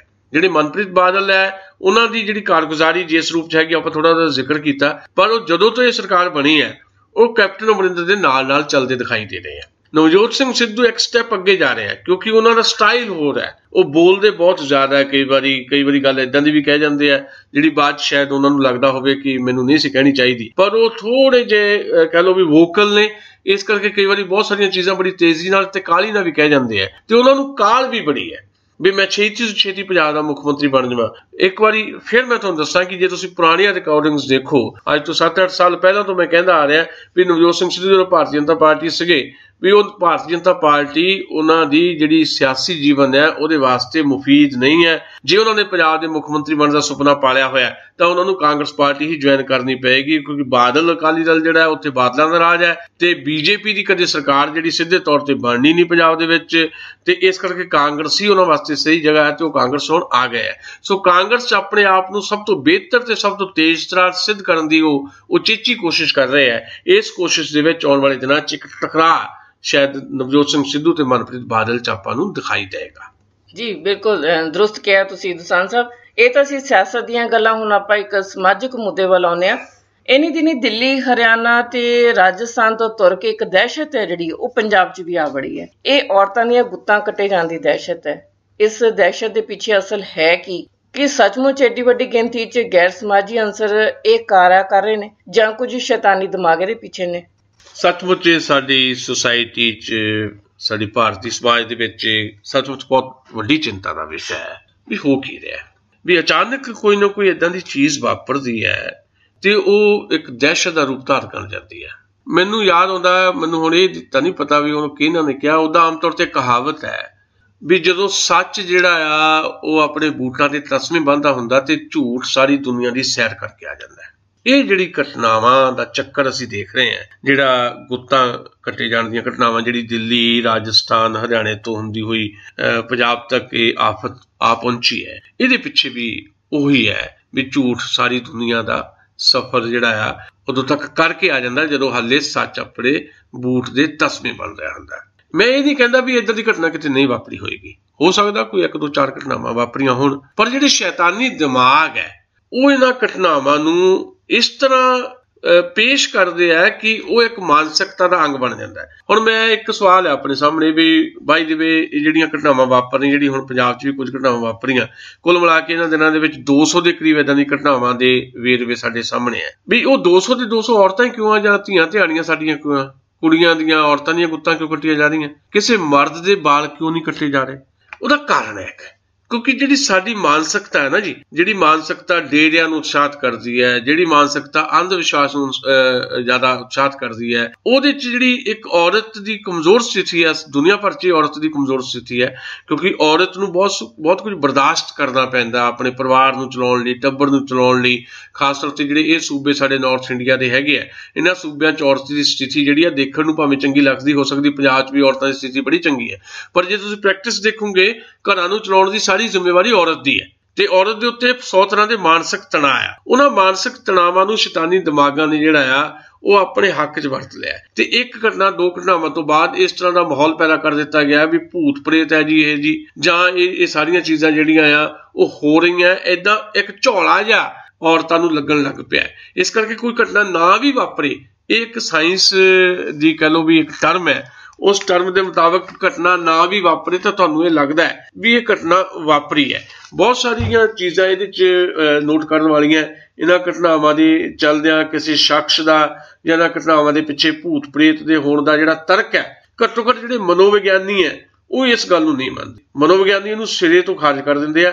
ਸਾਡੇ ਇੱਥੇ ਚੰਡੀਗੜ੍ਹ ਦੇ ਵਿੱਚ ਤੁਹਾਨੂੰ ਪਤਾ ਵੀ ਸਭ ਤੋਂ ਵੱਡਾ ਜਿਹੜਾ ਸਾਡਾ ਹਸਪੀਟਲ ਹੈ ਪੀਜੀਆਈ ਤੇ ਕੁਝ ਹੋਰ ਜਿਹੜੇ ਵੱਡੇ ਅਦਾਰੇ ਹੈਗੇ ਆ ਮੈਡੀਕਲ ਦੇ, ਉਹਨਾਂ ਨਾਲ ਕੁਝ ਦੋਸਤਾਂ ਨਾਲ ਸਾਡੀ ਗੱਲ ਹੋਈ ਹੈ ਤੇ ਉਹਨਾਂ ਨੇ ਵੀ ਇਹ ਗੱਲ ਸਾਡੀ ਬਿਲਕੁਲ ਉਹਦੇ 'ਤੇ ਦੋਹਰ ਪਾਈ ਹੈ, ਕਹਿ ਕੇ ਕਿ ਇਹ ਸਾਰੀਆਂ ਅਫਵਾਹਾਂ। ਚੰਡੀਗੜ੍ਹ ਦੇ ਸੀਨੀਅਰ ਜਿਹੜੇ ਮਨੋਵਿਗਿਆਨੀ ਡਾਕਟਰ ਪ੍ਰਮੋਦ ਕੁਮਾਰ ਹੈ, ਉਹਨਾਂ ਦਾ ਕਹਿਣਾ ਇਹ ਹੈ ਵੀ ਜਦੋਂ ਦਿਮਾਗ ਦੇ ਕੈਮੀਕਲ ਦਾ ਬੈਲੈਂਸ ਵਿਗੜਦਾ ਤਾਂ ਲੋਕ ਜਿਹੜੇ ਹੈ ਉਹ ਮਾਸ ਹਿਸਟੀਰੀਆ ਦੀ ਲਪੇਟ 'ਚ ਆ ਜਾਂਦੇ ਆ। ਇਹਦੇ 'ਚ ਜਿਹੜਾ ਅਣਜਾਣ ਕਿਸਮ ਦਾ ਇੱਕ ਡਰ ਆ ਉਹ ਇੱਕ ਤੋਂ ਲੈ ਕੇ ਦੂਜੇ ਤੱਕ ਪਹੁੰਚ ਜਾਂਦਾ ਹੈ ਤੇ ਫਿਰ ਹੌਲੀ ਹੌਲੀ ਇਹ ਅਫਵਾਹਾਂ ਨੂੰ ਉਤਸ਼ਾਹਿਤ ਕਰਦਾ ਹੈ। ਜਦੋਂ ਵੀ ਜਿਹੜੀ ਆਪਣਾ ਬ੍ਰੇਨ ਹੈ, ਦਿਮਾਗ ਹੈ, ਇਹਦੇ 'ਚ ਡੋਪਾਮਾਈਨ ਤੇ ਸੀਰੋਟੋਨਿਨ ਦੀ ਜਿਹੜੀ ਤੈਅ ਮਾਤਰਾ ਆ ਉਹ ਘਟਦੀ ਵੱਧਦੀ ਹੈ ਤਾਂ ਬੰਦੇ ਦੀ ਜਿਹੜੀ ਸੋਚ ਹੈ ਜਾਂ ਵਿਹਾਰ ਹੈ, ਬੋਲ ਚਾਲ ਹੈ ਜਾਂ ਉਹਦਾ ਯਕੀਨ ਹੈ ਜਿਹੜਾ ਉਹਦਾ ਸੰਤੁਲਨ ਵਿਗੜ ਜਾਂਦਾ ਹੈ ਤੇ ਦਿਮਾਗ ਦੇ ਕੈਮੀਕਲ ਸੰਤੁਲਨ ਵਿਗੜਨ ਦੇ ਕਰਕੇ ਇਹ ਸਾਰੀਆਂ ਚੀਜ਼ਾਂ ਵਾਪਰਦੀਆਂ ਤੇ ਇਹਦੇ ਕਈ ਕਾਰਨ ਵੀ ਹੋ ਸਕਦੇ ਆ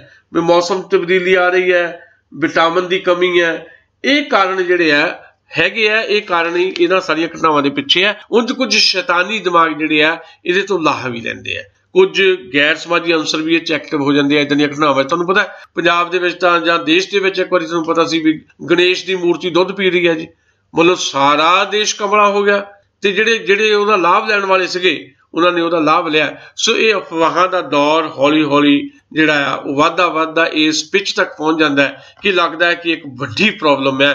ਪ੍ਰੋਬਲਮ ਅਸਲ ਦੇ ਵਿੱਚ ਹੁੰਦੀ ਨਹੀਂ ਹੈ, ਉਸ ਪ੍ਰੋਬਲਮ ਦੇ ਪਿੱਛੇ ਬਹੁਤ ਸਾਰੇ ਕਾਰਨ ਹੁੰਦੇ ਆ ਤੇ ਉਹਨਾਂ ਕਾਰਨਾਂ ਨੂੰ ਜਨਮ ਦੇਣ ਵਾਲੇ ਕੁਝ ਗੈਰ ਸਮਾਜੀ ਜਾਂ ਕੁਝ ਲਾਭ ਖੱਟਣ ਵਾਲੇ ਇੱਦਾਂ ਦੀਆਂ ਘਟਨਾਵਾਂ ਤੋਂ ਅੰਸਰ ਇਹਦੇ ਪਿੱਛੇ ਲਾਜ਼ਮੀ ਤੌਰ ਤੇ ਹੁੰਦੇ ਆ ਜਿਹਨਾਂ ਨੂੰ ਪਛਾਣਨ ਦੀ ਜ਼ਰੂਰਤ ਹੈ। ਇੱਦਾਂ ਕਾਲੇ ਕੱਛਾਂ ਦਾ ਤੁਹਾਨੂੰ ਪਤਾ ਹੀ ਆ, ਪੰਜਾਬ ਦੇ ਵਿੱਚ ਇੱਕ ਪਾਸੇ ਦਹਿਸ਼ਤਗਰਦੀ ਦਾ ਦੌਰ ਸੀ, ਸਰਕਾਰੀ ਦਹਿਸ਼ਤਗਰਦੀ ਤੇ ਦੂਜੀ ਦਹਿਸ਼ਤਗਰਦੀ, ਦੂਜੇ ਪਾਸੇ ਕਾਲੇ ਕੱਛਾਂ ਦੀ ਇੱਕ ਦਹਿਸ਼ਤ ਸੀ। ਸੋ ਇਹ ਸਾਰੀਆਂ ਚੀਜ਼ਾਂ ਜਿਹੜੀਆਂ ਡਿਜ਼ਾਈਨ ਕੀਤੀਆਂ ਜਾਂਦੀਆਂ ਕਿਤੇ ਨਾ ਕਿਤੇ ਲੋਕਾਂ ਨੂੰ ਬੇਸਿਕ ਜਿਹੜੀਆਂ ਪ੍ਰੋਬਲਮਸ ਹੈਗੀਆਂ ਉਹਨਾਂ ਤੋਂ ਸਾਈਡ ਲਾਈਨ ਕਰਨ ਵਾਸਤੇ। ਬਿਲਕੁਲ ਠੀਕ ਹੈ ਦੁਸਾਂਝ ਸਾਹਿਬ, ਤੁਸੀਂ ਜਦੋਂ ਅਸੀਂ ਆਪਣੇ ਸਰੋਤਿਆਂ ਨਾਲ ਖਬਰਾਂ ਸਾਂਝੀਆਂ ਕਰ ਰਹੇ ਸੀ ਉਦੋਂ ਵੀ ਜਦੋਂ ਅਸੀਂ ਗੱਲ ਕੀਤੀ ਸੀ ਤਾਂ ਇੱਕ ਜਿਹੜੀ ਔਰਤ ਨੇ ਕਿਹਾ ਵੀ ਮੇਰੇ ਵਾਲ ਕੱਟੇ ਗਏ, ਉਹਦੀ ਗੱਲ ਪੁਲਿਸ ਨੇ ਜਿਹੜਾ ਜਾਂਚ ਕੀਤੀ ਉਦੋਂ ਪਤਾ ਲੱਗਿਆ ਵੀ ਉਹ ਜਿਹੜੀ ਔਰਤ ਆ ਉਹ ਮਾਨਸਿਕ ਰੋਗੀ ਸੀ।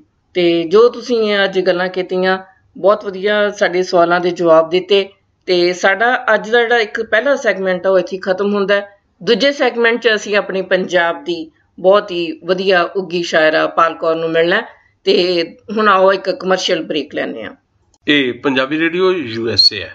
ਪਿਆਰੇ ਦੋਸਤੋ, ਮੈਂ ਇੱਕ ਵਾਰ ਫਿਰ ਸਾਂਝੀ ਸੱਥ ਦੇ ਦੂਜੇ ਸੈਗਮੈਂਟ ਦੇ ਵਿੱਚ ਤੁਹਾਡੇ ਰੂਬਰੂ ਹਾਂ। ਜਿਵੇਂ ਅਸੀਂ ਸਾਂਝੀ ਸੱਥ ਦੇ ਪਹਿਲੇ ਸੈਗਮੈਂਟ ਦੇ ਵਿੱਚ ਕੁਝ ਚਲੰਤ ਮਾਮਲਿਆਂ ਤੇ ਚਰਚਾ ਕੀਤੀ ਹੈ ਤੇ ਨਾਲ ਦੀ ਨਾਲ ਪਹਿਲੇ ਸੈਗਮੈਂਟ 'ਚ ਮੈਂ ਤੁਹਾਨੂੰ ਦੱਸਿਆ ਕਿ ਅੱਜ ਸਾਡੇ ਸਟੂਡੀਓ 'ਚ ਸਾਡੇ ਨਾਲ ਨੇ ਪੰਜਾਬੀ ਸ਼ਾਇਰੀ ਤੇ ਆਕਾਸ਼ ਦੇ ਉੱਪਰ ਇੱਕ ਬਿਲਕੁਲ ਵੱਖਰੀ ਉਡਾਨ ਭਰ ਰਹੀ ਸਾਡੀ ਸ਼ਾਇਰਾ ਡਾਕਟਰ ਪਾਲ ਕੌਰ। ਅੰਬਾਲੇ ਤੋਂ ਨੇ, ਸਾਰੀ ਉਮਰ ਇਹਨਾਂ ਨੇ ਅੰਬਾਲੇ 'ਚ ਹੀ ਲਗਭਗ ਗੁਜ਼ਾਰੀ ਆ। ਉਂਝ ਪਿੱਛੋਂ ਪਿੰਡ ਰਾਜਪੁਰ ਦੇ ਨੇੜੇ ਹੈ, ਪਰ ਨੌਕਰੀ ਵੀ ਸਾਰੀ ਉਮਰ ਜਿਹੜੀ ਅਧਿਆਪਨ ਦੀ ਕੀਤੀ ਉਹ ਹਰਿਆਣੇ ਦੇ ਵਿੱਚ ਕੀਤੀ ਹੈ ਤੇ ਅੱਜ ਕੱਲ੍ਹ ਵੀ ਅੰਬਾਲੇ ਦੇ ਨੇੜੇ ਪੰਜਾਬ 'ਚ ਰਹਿ ਰਹੇ ਨੇ। ਪਰ ਫਿਰ ਵੀ ਕਿਉਂਕਿ ਬਹੁਤ ਸਾਰੀਆਂ ਚੀਜ਼ਾਂ ਇਹਨਾਂ ਦੀ ਹਰਿਆਣੇ ਨਾਲ ਜੁੜੀਆਂ ਹੋਈਆਂ ਨੇ, ਇਸ ਕਰਕੇ ਉੱਥੇ ਨੇੜੇ ਰਹਿ ਰਹੇ ਨੇ। ਪਰ ਪੰਜਾਬੀ ਕਵਿਤਾ ਦੇ ਵਿੱਚ ਜਿਹੜੀ ਇਸਤਰੀ ਕਾਵਿ ਹੈ ਉਹਦੇ 'ਚ ਇੱਕ ਵੱਖਰਾ ਮੁਕਾਮ ਤਾਂ ਹੈ ਹੀ ਇਹਨਾਂ ਦਾ, ਪਰ ਕਈ ਵਾਰ ਇਹ ਹੁੰਦਾ ਕਿ ਅਸੀਂ ਕਵਿਤਾ ਨੂੰ ਖਾਨਿਆਂ 'ਚ ਬੰਨ੍ਹ ਦਿੰਦੇ ਹਾਂ। ਅਸੀਂ ਕਿਸੇ ਕਵੀ ਨੂੰ ਇਦਾਂ ਦੇਖਦੇ ਹਾਂ ਵੀ ਇਹ ਇਸਤਰੀ ਕਾਵਿ ਦੇ ਵਿੱਚ ਇਹਨਾਂ ਦਾ ਇੱਕ ਵੱਖਰਾ ਸਥਾਨ ਹੈ, ਪਰ ਅਸੀਂ ਇਹਨਾਂ ਦੀ ਟੋਟਲ ਪੋਇਟਰੀ ਨੂੰ ਸਮਕਾਲ ਦੀ ਕਵਿਤਾ 'ਚ ਕਈ ਵਾਰੀ ਨਹੀਂ ਲੈਂਦੇ, ਜਿਹਦੇ ਕਰਕੇ ਕੁਝ ਦਿੱਕਤਾਂ ਵੀ ਅਕਸਰ ਆ ਜਾਂਦੀਆਂ। ਅਸੀਂ ਇਸ ਤੋਂ ਪਹਿਲਾਂ ਕਿ ਡਾਕਟਰ ਪਾਲ ਕੌਰ ਹੋਰਾਂ ਤੋਂ ਇਹਨਾਂ ਦੀਆਂ ਕਵਿਤਾਵਾਂ ਸੁਣੀਏ, ਅਸੀਂ ਸ਼ੁਰੂ ਦੇ ਵਿੱਚ ਡਾਕਟਰ ਪਾਲ ਕੌਰ ਹੋਰਾਂ ਨੂੰ ਜਿੱਥੇ ਜੀ ਆਇਆਂ ਕਹਿੰਦੇ ਆ, ਉੱਥੇ ਨਾਲ ਦੀ ਨਾਲ ਇਹ ਪੁੱਛਣਾ ਚਾਹੁੰਦੇ ਆ ਕਿ ਸਮਕਾਲ ਦੀ ਜਿਹੜੀ ਪੰਜਾਬੀ ਕਵਿਤਾ ਆ ਉਹਦੇ ਵਿੱਚ ਇਹਨਾਂ ਵਾਂਗ ਲਿਖਣ ਵਾਲੀਆਂ ਜਿਹੜੀਆਂ 5-4 ਇਸਤਰੀ ਕਵਿਤਰੀਆਂ ਹੈਗੀਆਂ ਸਾਡੀਆਂ, ਜਿਹਦੇ ਵਿੱਚ ਮਨਜੀਤ ਟਿਵਾਣਾ ਦਾ ਨਾਂ ਵੀ ਆਉਂਦਾ, ਨਿਰੂਪਮਾ ਦੱਤ ਦਾ ਨਾਂ ਵੀ ਆਉਂਦਾ ਹੈ, ਜਾਂ ਕੁਝ ਹੋਰ ਕਵਿਤਰੀਆਂ ਵੀ ਹੈਗੀਆਂ, ਉਹਦੇ 'ਚ ਇਹ ਇਸ ਤਰ੍ਹਾਂ ਦੀ ਕਵਿਤਾ ਜਿਹੜੀ ਹੈ ਉਹਦੀ ਥਾਂ ਕਿੱਦਾਂ ਨਿਸ਼ਚਿਤ ਕਰਦੇ ਨੇ? ਕੇਵਲ ਇਸਤਰੀ ਕਾਵਿ ਦੇ ਨਜ਼ਰੀਏ ਤੋਂ ਨਹੀਂ, ਸਮਕਾਲ ਦੀ ਮੁਕੰਮਲ ਜਿਹੜੀ ਸਾਡੀ ਪੋਇਟਰੀ ਪੰਜਾਬੀ ਦੀ ਹੈਗੀ ਹੈ ਉਹਦੇ ਵਿੱਚ ਪੰਜਾਬੀ ਕਵਿਤਾ ਨੂੰ ਕਿੱਥੇ ਕੁ ਦੇਖਦੇ ਨੇ। ਡਾਕਟਰ ਪਾਲ ਕੌਰ ਜੀ, ਤੁਹਾਡਾ ਬਹੁਤ ਬਹੁਤ ਸ਼ੁਕਰੀਆ, ਤੁਸੀਂ ਸਾਡੇ ਅੱਜ ਸਟੂਡੀਓ 'ਚ ਆਏ ਹੋ ਤੇ ਤੁਹਾਨੂੰ ਜੀ ਆਇਆਂ ਵੀ ਹੈ, ਤੁਹਾਡਾ ਸਵਾਗਤ ਵੀ ਹੈ। ਤੁਸੀਂ ਪੰਜਾਬੀ ਰੇਡੀਓ USA ਦੇ ਸਰੋਤਿਆਂ ਦੇ ਹੁਣ ਰੂਬਰੂ ਹੋ ਰਹੇ ਹੋ। ਸ਼ੁਕਰੀਆ ਸੁਸ਼ੀਲ ਜੀ, ਮੈਨੂੰ ਸਰੋਤਿਆਂ ਦੇ ਰੂਬਰੂ ਕਰਨ ਲਈ। ਮੈਂ ਪੰਜਾਬੀ ਕਵਿਤਾ ਦੇ ਵਿੱਚ ਪਿਛਲੇ ਕੋਈ 20-25 ਸਾਲ ਪਹਿਲਾਂ ਨਾਰੀ ਕਾਵਿ ਦੀ ਗੱਲ ਵੱਖਰੇ ਤੌਰ ਤੇ ਤੁਰੀ ਹੈ, ਜਦੋਂ ਕਿ ਨਾਰੀ ਚਿੰਤਨ ਦਾ ਕਾਵਿ ਤੇ ਬਹੁਤ ਪੁਰਾਣੇ ਸਮਿਆਂ ਤੋਂ ਲਿਖਿਆ ਜਾਂਦਾ ਰਿਹਾ ਹੈ। ਗਾਰਗੀ ਜਦੋਂ ਸਵਾਲ ਕਰਦੀ ਹੈ ਰਿਸ਼ੀਆਂ ਨੂੰ ਤਾਂ ਉਹ ਵੀ ਨਾਰੀ ਕਾਵਿ ਸੀਗਾ। ਜਿਸ ਵੇਲੇ ਪੀਰੋ ਪ੍ਰੇਮਣ ਕਵਿਤਾ ਲਿਖਦੀ ਹੈ ਤਾਂ ਉਹ ਵੀ ਨਾਰੀ ਚਿੰਤਨ ਦੀਆਂ ਗੱਲਾਂ ਸੀਗੀਆਂ। ਅਮਰਤਾ ਜੀ ਨੇ ਵੀ ਕਵਿਤਾ ਜਿਹੜੀ ਹੈ ਨਾਰੀ ਦੇ ਹੱਕ 'ਚ ਉਸਦੇ ਜਾਂ ਸਮੱਸਿਆਵਾਂ ਦੇ ਉੱਤੇ ਲਿਖੀ, ਪਰ ਉਦੋਂ ਨਾਰੀ ਕਾਵਿ ਨੂੰ ਵੱਖਰੇ ਤੌਰ ਤੇ ਨਹੀਂ ਸੀ ਵੇਖਿਆ ਜਾਂਦਾ। ਤਾਂ ਉਹ ਪਿਛਲੇ ਕੁਝ ਸਮੇਂ ਤੋਂ ਨਾਰੀ ਕਾਵਿ ਨੂੰ ਵੱਖਰੇ ਤੌਰ ਤੇ ਵੇਖਿਆ ਗਿਆ। ਉਹ ਮੈਨੂੰ ਇਹ ਲੱਗਦਾ ਕਿ ਕਿਉਂਕਿ ਪੂਰੇ ਵਿਸ਼ਵ ਦੇ ਵਿੱਚ ਅੰਦੋਲਨ ਚੱਲ ਰਹੇ ਸੀ ਨਾਰੀ ਦੇ ਹੱਕਾਂ ਵਾਸਤੇ, ਉਹਦੀਆਂ ਸਮੱਸਿਆਵਾਂ, ਉਹਦੇ ਵਜੂਦ ਦੇ ਚਿੰਤਨ ਨੂੰ ਲੈ ਕੇ ਚੱਲ ਰਹੇ ਸੀ, ਤੇ ਇਹ ਜ਼ਰੂਰੀ ਵੀ ਸੀ ਕਿ ਪੰਜਾਬੀ ਸਾਹਿਤ ਵਿੱਚ ਵੀ ਇਹਦੀ ਗੱਲ ਤੁਰੀ। ਲੇਕਿਨ ਉਹਦਾ ਕੁਝ ਥੋੜਾ ਕਿਧਰੇ ਨੁਕਸਾਨ ਇਹ ਵੀ ਹੋਇਆ ਕਿ ਵੀ ਅਸੀਂ ਉਹਨੂੰ ਖਾਨਿਆਂ 'ਚ ਵੰਡ ਕੇ ਬਹੁਤ ਸਾਰੀ ਕਵਿਤਾ ਐਸੀ ਵੀ ਸੀ, ਜਿਵੇਂ ਮੇਰੀਆਂ ਹੀ ਬਹੁਤ ਸਾਰੀਆਂ ਕਵਿਤਾਵਾਂ ਅਣਗੌਲੀਆਂ ਚਲੀਆਂ ਗਈਆਂ ਜਿਹੜੀਆਂ ਕਿ ਮੈਂ ਸਮਕਾਲੀ ਸਰੋਕਾਰਾਂ ਤੇ ਲਿਖੀਆਂ ਸੀ ਔਰ ਉਹ ਨਾਰੀ ਦ੍ਰਿਸ਼ਟੀਕੋਣ ਤੋਂ ਦੇਖੀਆਂ ਗਈਆਂ।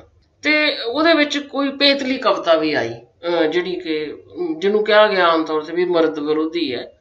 ਨਾਰੀ ਚਿੰਤਨ ਨੂੰ ਵੈਸੇ ਇਸ ਚੀਜ਼ ਦਾ ਨੁਕਸਾਨ ਵੀ ਹੋਇਆ ਕਿ ਆਦਮੀ ਦੇ ਵਿਰੋਧ ਵਿੱਚ, ਜਿਹਨੂੰ ਰੈਡੀਕਲ ਫੈਮਿਨਿਜ਼ਮ ਕਿਹਾ ਜਾਂਦਾ, ਇਹੋ ਜਿਹੀ ਕਵਿਤਾ ਲਿਖੀ ਗਈ। ਪਰ ਫਿਰ ਵੀ ਹੁਣ ਅਗਾਂਹ ਕੁੜੀਆਂ ਜਿਹੜੀਆਂ ਨੇ ਉਹ ਚੰਗਾ ਲਿਖ ਰਹੀਆਂ ਨੇ। ਬਿਪਨ ਪ੍ਰੀਤ ਨੇ ਲਿਖਿਆ, ਪਿੱਛੇ ਉਹਦੀਆਂ ਕਵਿਤਾਵਾਂ, ਚੰਗੀਆਂ ਕਵਿਤਾਵਾਂ ਉਹਦੀਆਂ ਆ ਰਹੀਆਂ ਨੇ। ਤੇ ਬਿਲਕੁਲ ਨਵੀਆਂ ਕੁੜੀਆਂ ਦੇ ਵਿੱਚੋਂ ਬਲਜੀਤ ਮਲਹਾਂਸ ਦੀ ਕਵਿਤਾ ਮੈਨੂੰ ਬਹੁਤ ਚੰਗੀ ਲੱਗਦੀ ਹੈ। ਗੁਰਬੀਰ ਕੌਰ ਹੈ, ਅਰਸ਼ਬਿੰਦੂ ਲਿਖ ਰਹੀ ਹੈ, ਬਹੁਤ ਅੱਛਾ ਲਿਖ ਰਹੀ ਹੈ। ਤੇ ਉਹਨਾਂ ਦੇ ਅੰਦਰ ਸਪਾਰਕ ਹੈ। ਇਹਨਾਂ ਕੁੜੀਆਂ ਤੋਂ ਬਹੁਤ ਉਮੀਦ ਹੈ।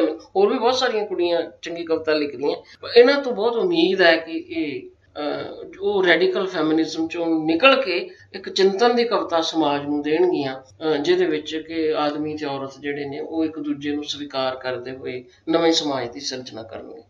ਬਹੁਤ ਸ਼ੁਕਰੀਆ ਡਾਕਟਰ ਪਾਲ ਕੌਰ ਜੀ, ਤੁਸੀਂ ਬਹੁਤ ਖੂਬਸੂਰਤ ਤਰੀਕੇ ਦੇ ਨਾਲ ਅੱਜ ਦੀ ਪੰਜਾਬੀ ਕਵਿਤਾ ਬਾਰੇ ਤੇ ਜਿਹੜੀਆਂ ਸਾਡੀਆਂ ਨਵੀਆਂ ਕੁੜੀਆਂ ਲਿਖ ਰਹੀਆਂ ਨੇ ਜਾਂ ਪੰਜਾਬੀ ਕਵਿਤਾ ਦੇ ਵਿੱਚ ਜਿਹੜੀ ਨਾਰੀ ਕਾਵਿ ਹੈ ਉਹਦੀ ਸਥਿਤੀ ਕੀ ਹੈ ਉਹਦਾ ਬਹੁਤ ਸੰਖੇਪ ਔਰ ਬਹੁਤ ਮਹੱਤਵਪੂਰਨ ਤਰੀਕੇ ਨਾਲ ਵਰਣਨ ਕੀਤਾ। ਅਸੀਂ ਹੁਣ ਇਹ ਚਾਹਾਂਗੇ ਕਿ ਪੰਜਾਬੀ ਰੇਡੀਓ USA ਦੇ ਸਰੋਤਿਆਂ ਨਾਲ ਤੁਸੀਂ ਆਪਣੀਆਂ ਕਵਿਤਾਵਾਂ ਦੀ ਵੀ ਸਾਂਝ ਪਾਓ।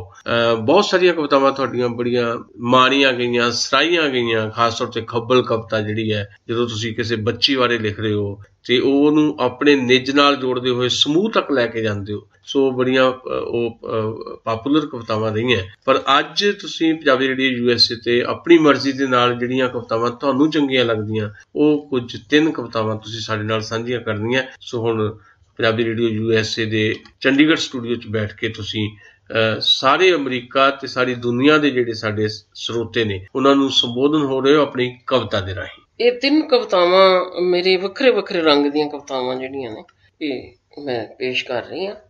ਪਹਿਲੀ ਕਵਿਤਾ ਹੈ ਫੋਕਸ। ਇਹ ਰਿਸ਼ਤਿਆਂ ਦੇ ਵਿੱਚ ਸਪੇਸ ਦੀ ਗੱਲ ਕਰਦੀ ਹੈ। ਫੋਕਸ। ਉੱਗ ਤਾਂ ਪਏ ਹਾਂ ਇੱਕੋ ਕਿਆਰੀ ਵਿੱਚ, ਪਰ ਪਨੀਰੀ ਤਾਂ ਨਹੀਂ ਰਹਿਣਾ ਅਸਾਂ। ਕਿ ਉੱਗ ਤਾਂ ਪਏ ਹਾਂ ਇੱਕੋ ਕਿਆਰੀ ਵਿੱਚ, ਪਰ ਪਨੀਰੀ ਤਾਂ ਨਹੀਂ ਰਹਿਣਾ ਅਸਾਂ। ਫਲਣਾ ਫੁੱਲਣਾ ਹੈ ਤਾਂ 2-4 ਹੱਥ ਦੀ ਦੂਰੀ ਤੇ ਰਹੀ। ਇੱਕ ਦਾ ਕੱਦ ਵੱਧ ਜਾਵੇ ਤਾਂ ਦੂਜਾ ਉਹਦੇ ਪਰਛਾਵੇਂ ਵਿੱਚ ਹੀ ਸੜ ਸੁੱਕ ਜਾਵੇਗਾ। ਕਿ ਫਲਣਾ ਫੁੱਲਣਾ ਹੈ ਤਾਂ 2-4 ਹੱਥ ਦੀ ਦੂਰੀ ਤੇ ਰਹੀ, ਇੱਕ ਦਾ ਕੱਦ ਵੱਧ ਜਾਵੇ ਤਾਂ ਦੂਜਾ ਉਹਦੇ ਪਰਛਾਵੇਂ ਵਿੱਚ ਹੀ ਸੜ ਸੁੱਕ ਜਾਵੇਗਾ। ਕਿ ਵਾਜਿਬ ਦੂਰੀ ਤੋਂ ਹੀ ਠੀਕ ਬਣਦਾ ਹੈ ਫੋਕਸ। ਇਹ ਵਾਜਿਬ ਦੂਰੀ ਤੋਂ ਹੀ ਠੀਕ ਬਣਦਾ ਹੈ ਫੋਕਸ। ਧੁੰਦਲਾ ਜਾਂਦੇ ਨੇ ਨਕਸ਼ ਬਹੁਤ ਕਰੀਬ ਆ ਕੇ, ਧੁੰਦਲਾ ਜਾਂਦੇ ਨੇ ਨਕਸ਼ ਬਹੁਤ ਕਰੀਬ ਆ ਕੇ। ਕਿ ਹੋਈ ਹਾਂ ਜਿਉਂ-ਜਿਉਂ ਵਡੇਰੀ, ਨੇੜੇ ਦੀ ਨਿਗਾਹ ਹੋ ਰਹੀ ਹੈ ਕਮਜ਼ੋਰ। ਹੋਈ ਹਾਂ ਜਿਉਂ-ਜਿਉਂ ਵਡੇਰੀ, ਨੇੜੇ ਦੀ ਨਿਗਾਹ ਹੋ ਰਹੀ ਹੈ ਕਮਜ਼ੋਰ। ਖਲੋ ਜ਼ਰਾ ਕੁ ਦੂਰ ਕਿ ਸਾਫ਼ ਦੇਖ ਸਕਾਂ ਤੈਨੂੰ। ਖਲੋ ਜ਼ਰਾ ਕੁ ਦੂਰ ਕਿ ਸਾਫ਼ ਦੇਖ ਸਕਾਂ ਤੈਨੂੰ। ਇਹ ਦੂਜੀ ਨਜ਼ਮ ਜਿਹੜੀ ਹੈ ਇਹਦਾ ਨਾਮ ਹੈ ਸੈਲਫੀ। ਇਹ ਇਸ ਵੇਲੇ ਦਾ ਜੋ ਸਾਡੀ ਜੀਵਨ ਸ਼ੈਲੀ ਹੈ, ਸਾਡਾ ਸੱਭਿਆਚਾਰ ਹੈ, ਉਹਦੇ ਨਾਲ ਵੀ ਸੰਬੰਧਿਤ ਹੈ। ਸਿਆਸੀ ਜੋ ਹੈ ਉਹਦੇ ਨਾਲ ਵੀ ਸੰਬੰਧਿਤ ਹੈ। ਜਨੂਨ ਹੈ ਖੁਦ ਪ੍ਰਸਤੀ ਦਾ। ਸੈਲਫੀ ਨੂੰ ਮੈਂ ਇਹ ਡਿਫਾਈਨ ਜਿਵੇਂ ਕੀਤਾ ਹੈ ਕਿ ਜਨੂਨ ਹੈ ਖੁਦ ਪ੍ਰਸਤੀ ਦਾ। ਕਿ ਬ੍ਰਹਿਮੰਡ ਧਰਤੀ ਹੋਰ ਪਰੇ ਹੋਰ, ਧਰਤੀ ਪੈਰਾਂ ਹੇਠਲੀ, ਦੁਆਲੇ ਫੈਲੀ ਹਵਾ, ਸਭ ਕੁਝ ਇੱਕ ਪੋਟੇ ਦੀ ਛੋਹ ਨਾਲ ਕਰ ਦਿੱਤਾ ਹੈ ਪਾਰ। ਮੁਗਧ ਹਾਂ ਖੁਦ ਉੱਪਰ, ਮੁਗਧ ਹਾਂ ਖੁਦ ਉੱਪਰ, ਖੁਦ ਪ੍ਰਸਤੀ ਹੈ, ਖੁਦ ਪ੍ਰਸਤੀ ਹੈ। ਮੁਗਧ ਹਾਂ ਖੁਦ ਉੱਪਰ, ਆਪਣਾ ਆਪ ਚਿਤਾਰਦੇ, ਆਪਣੇ ਹੀ ਅਕਸ ਉਤਾਰਦੇ, ਨਹੀਂ ਵੇਖਦੇ ਫਿਰ ਵੀ ਆਪਣਾ ਹੀ ਨਕਸ਼ ਕੋਈ। ਕਿ ਆਪਣਾ ਆਪ ਚਿਤਾਰਦੇ, ਆਪਣੇ ਹੀ ਅਕਸ ਉਤਾਰਦੇ, ਨਹੀਂ ਵੇਖਦੇ ਫਿਰ ਵੀ ਆਪਣਾ ਹੀ ਨਕਸ਼ ਕੋਈ। ਖੁਦ ਪ੍ਰਸਤੀ ਚ ਡੁੱਬੇ ਇਕੱਲੇ ਅਸੀਂ, ਪਰ ਇੱਕ ਪੋਟੇ ਦੀ ਛੋਹ ਨਾਲ ਜ਼ਰਾ ਵੇਖਦੇ ਪਾਰ। ਤਾਂ ਸਾਡਾ ਫੋਕਸ ਜ਼ਰਾ ਜਿਹਾ ਫੈਲਦਾ ਮੇਰੇ ਤੋਂ ਮੇਰੇ ਤੱਕ। ਕਿ ਸਾਡਾ ਫੋਕਸ ਜ਼ਰਾ ਜਿਹਾ ਫੈਲਦਾ ਮੇਰੇ ਤੋਂ ਮੇਰੇ ਤੱਕ। ਮੇਰਾ ਬਲ, ਮੇਰਾ ਦਲ, ਮੇਰਾ ਛਲ, ਮੇਰੀ ਕਮੀਜ਼ ਸਭ ਤੋਂ ਸਫੈਦ। ਕਿ ਮੇਰਾ ਬਲ, ਮੇਰਾ ਦਲ, ਮੇਰਾ ਛਲ, ਮੇਰੀ ਕਮੀਜ਼ ਸਭ ਤੋਂ ਸਫੈਦ। ਤੁਹਾਡਾ ਨਹੀਂ ਵੇਖਣਾ, ਤੁਹਾਡਾ ਨਹੀਂ ਸੁਣਨਾ, ਤੁਹਾਡਾ ਨਹੀਂ ਬੋਲਣਾ, ਮੈਂ ਤਾਂ ਕਰਨੀ ਹੈ ਸਿਰਫ ਆਪਣੇ ਮਨ ਦੀ ਬਾਤ। ਕਿ ਤੁਹਾਡਾ ਨਹੀਂ ਵੇਖਣਾ, ਤੁਹਾਡਾ ਨਹੀਂ ਸੁਣਨਾ, ਤੁਹਾਡਾ ਨਹੀਂ ਬੋਲਣਾ, ਮੈਂ ਤਾਂ ਕਰਨੀ ਹੈ ਸਿਰਫ ਆਪਣੇ ਮਨ ਦੀ ਬਾਤ। ਅੱਜ ਦਾ ਨਾਇਕ ਸੈਲਫੀ ਦਾ ਸਰਦਾਰ। ਕਿ ਅੱਜ ਦਾ ਨਾਇਕ ਸੈਲਫੀ ਦਾ ਸਰਦਾਰ, ਲੋਕਾਂ ਵੱਲ ਕਰਕੇ ਪਿੱਠ, ਆਪਣੇ ਨਕਸ਼ਾਂ ਤੋਂ ਬੇਪਰਵਾਹ, ਨਵੇਂ ਸ਼ੀਸ਼ੇ ਵਿੱਚ ਉਤਾਰਦਾ ਆਪਣੇ ਅਕਸ। ਤੇ ਉਹ ਜਿਨ੍ਹਾਂ ਵਿਖਾਉਣਾ ਸੀ ਉਸਨੂੰ ਚਿਹਰਾ ਉਸਦਾ, ਤੇ ਉਹ ਜਿਨ੍ਹਾਂ ਵਿਖਾਉਣਾ ਸੀ ਉਸਨੂੰ ਚਿਹਰਾ ਉਸਦਾ, ਚਿਤਰਨੇ ਸਨ ਉਸਦੇ ਨਕਸ਼ ਆਪਣੇ ਅੱਖਰਾਂ ਦੇ ਨਾਲ। ਆਪ ਜਾ ਖਲੋਂਦੇ ਉਸਦੇ ਨਾਲ, ਕਰਕੇ ਸਭਨਾਂ ਵੱਲ ਪਿੱਠ, ਉਤਾਰਦੇ ਆਪਣਾ ਅਕਸ, ਆਪਣਾ ਚਿੱਤਰ ਉਸ ਨਾਲ। ਕਿ ਆਪ ਜਾ ਖਲੋਂਦੇ ਉਸਦੇ ਨਾਲ, ਕਰਕੇ ਸਭਨਾਂ ਦੇ ਵੱਲ ਪਿੱਠ, ਉਤਾਰਦੇ ਆਪਣਾ ਆਪਣਾ ਅਕਸ, ਆਪਣਾ ਚਿੱਤਰ ਉਸ ਨਾਲ। ਤੇ ਪੂਰਾ ਪੈ ਕਰਦੇ ਖੁਦ ਪ੍ਰਸਤੀ ਦਾ ਸੰਸਾਰ, ਤੇ ਪੂਰਾ ਪੈ ਕਰਦੇ ਖੁਦ ਪ੍ਰਸਤੀ ਦਾ ਸੰਸਾਰ। ਡਾਕਟਰ ਪਾਲ ਕੌਰ ਜੀ, ਤੁਸੀਂ ਆਪਣੀ ਤੀਸਰੀ ਨਜ਼ਮ ਵੀ ਸੁਣਾਉਣੀ ਹੈ, ਪਰ ਤੁਹਾਡੀ ਇਸ ਨਜ਼ਮ ਤੋਂ ਬਾਅਦ ਮੈਂ ਜ਼ਰੂਰ ਇਹ ਕਹਿਣਾ ਚਾਹੁੰਦਾ ਆਪਣੇ ਸਰੋਤਿਆਂ ਨੂੰ ਕਿ ਜੇ ਉਹਨਾਂ ਨੇ ਇਸ ਕਵਿਤਾ ਨੂੰ ਧਿਆਨ ਨਾਲ ਸੁਣਿਆ ਹੋਵੇ ਤਾਂ ਤੁਹਾਨੂੰ ਇਹਦੇ ਵਿੱਚੋਂ ਲਾਜ਼ਮੀ ਤੌਰ ਤੇ ਸਾਡੇ ਮੁਲਕ ਦੇ ਇਸ ਵਕਤ ਦੇ ਪ੍ਰਧਾਨ ਮੰਤਰੀ ਨਰਿੰਦਰ ਮੋਦੀ ਵੀ ਦਿਖਾਈ ਦਿੱਤੇ ਹੋਣਗੇ। ਜਿਵੇਂ ਚੋਣਾਂ ਤੋਂ ਪਹਿਲਾਂ, ਚੋਣਾਂ ਤੋਂ ਬਾਅਦ ਜਿਸ ਤਰ੍ਹਾਂ ਦਾ ਸੈਲਫੀ ਦਾ ਚਾਅ ਉਹਨਾਂ ਨੂੰ ਹੈ, ਤੇ ਇਸ ਨਜ਼ਮ ਚੋਂ ਤੁਸੀਂ ਉਹ ਵੀ ਦੇਖ ਸਕਦੇ ਹੋ। ਤੇ ਉਸ ਸੈਲਫੀ ਦੇ ਚਾਅ ਦੇ ਵਿੱਚ ਸਾਰੀਆਂ ਚੀਜ਼ਾਂ ਤੋਂ ਲਾ ਗਈਆਂ ਨੇ, ਸਾਰੀਆਂ ਚੀਜ਼ਾਂ ਤੋਂ ਲਾ ਗਈਆਂ ਨੇ। ਤੁਸੀਂ ਨਰਿੰਦਰ ਮੋਦੀ ਹੋਰਾਂ ਨੂੰ ਦੇਖੋ, ਜਦੋਂ ਸੈਲਫੀ ਖਿੱਚ ਰਹੇ ਨੇ, ਅੱਜ ਉਹ ਪ੍ਰਧਾਨ ਮੰਤਰੀ ਵੀ ਨੇ, ਪਰ ਨਾਲ ਨਾਲ ਉਹ ਜਦੋਂ ਸੈਲਫੀ ਖਿੱਚਦੇ ਨੇ ਤੇ ਭਾਰਤੀ ਜਨਤਾ ਪਾਰਟੀ ਦਾ ਚੋਣ ਨਿਸ਼ਾਨ ਕਮਲ ਵੀ ਉਹਨਾਂ ਦੇ ਸੀਨੇ ਤੇ ਟੰਗਿਆ ਹੁੰਦਾ। ਸੋ ਇਹਨੂੰ ਤੁਸੀਂ ਰਾਜਸੀ ਕਵਿਤਾ ਦੇ ਤੌਰ ਤੇ ਵੀ ਦੇਖ ਸਕਦੇ ਹੋ। ਖੁਦਪ੍ਰਸਤੀ ਦਾ ਜ਼ਿਕਰ ਵੀ ਇਸ ਨਜ਼ਮ ਦੇ ਵਿੱਚ ਹੈ। ਇੱਕ ਹੋਰ ਨਜ਼ਮ ਵੀ ਮੈਂ ਡਾਕਟਰ ਪਾਲ ਕੌਰ ਹੋਰਾਂ ਦੀ ਸੁਣੀ ਸੀ, ਜਿਹਦੇ ਵਿੱਚ ਇਸੇ ਤਰ੍ਹਾਂ ਦੀ ਗੱਲ ਸੀ ਸੈਲਫੀ ਦੇ ਲਿਹਾਜ਼ ਦੇ ਨਾਲ, ਵੀ ਬੰਦਾ ਤਸਵੀਰ ਖਿੱਚ ਰਿਹਾ, ਏਦਾਂ ਖਿੱਚ ਰਿਹਾ, ਪਿੱਛੇ ਪਹਾੜ ਹੈ ਪਰ ਬੰਦਾ ਦਿਖਾਈ ਦੇ ਰਿਹਾ, ਉਹ ਆਪਣੇ ਆਪ ਨੂੰ ਦਿਖਾ ਰਿਹਾ। ਜਿਹੜੀ ਪਹਾੜ ਦੀ ਖੂਬਸੂਰਤੀ ਹੈ ਉਹ ਕਿਤੇ ਬਹੁਤ ਪਿਛਾਂਹ ਚਲੀ ਗਈ ਹੈ। ਸੋ ਕੁਦਰਤ ਨੂੰ ਨਜ਼ਰਅੰਦਾਜ਼ ਕਰਕੇ ਵਿਅਕਤੀ ਆਪਣੇ ਆਪ ਨੂੰ ਕਿਵੇਂ ਪੇਸ਼ ਕਰਦਾ ਸੈਲਫੀ ਦੇ ਰਾਹੀਂ, ਇਸ ਕਵਿਤਾ 'ਚ ਵੀ ਇਹ ਗੱਲ ਸੀ। ਬਹੁਤ ਮਿਹਰਬਾਨੀ ਡਾਕਟਰ ਪਾਲ ਕੌਰ ਜੀ। ਤੇ ਹੁਣ ਅਸੀਂ ਤੀਸਰੀ ਨਜ਼ਮ ਤੁਹਾਡੇ ਤੋਂ ਸੁਣਨਾ ਚਾਹੁੰਦੇ ਹਾਂ।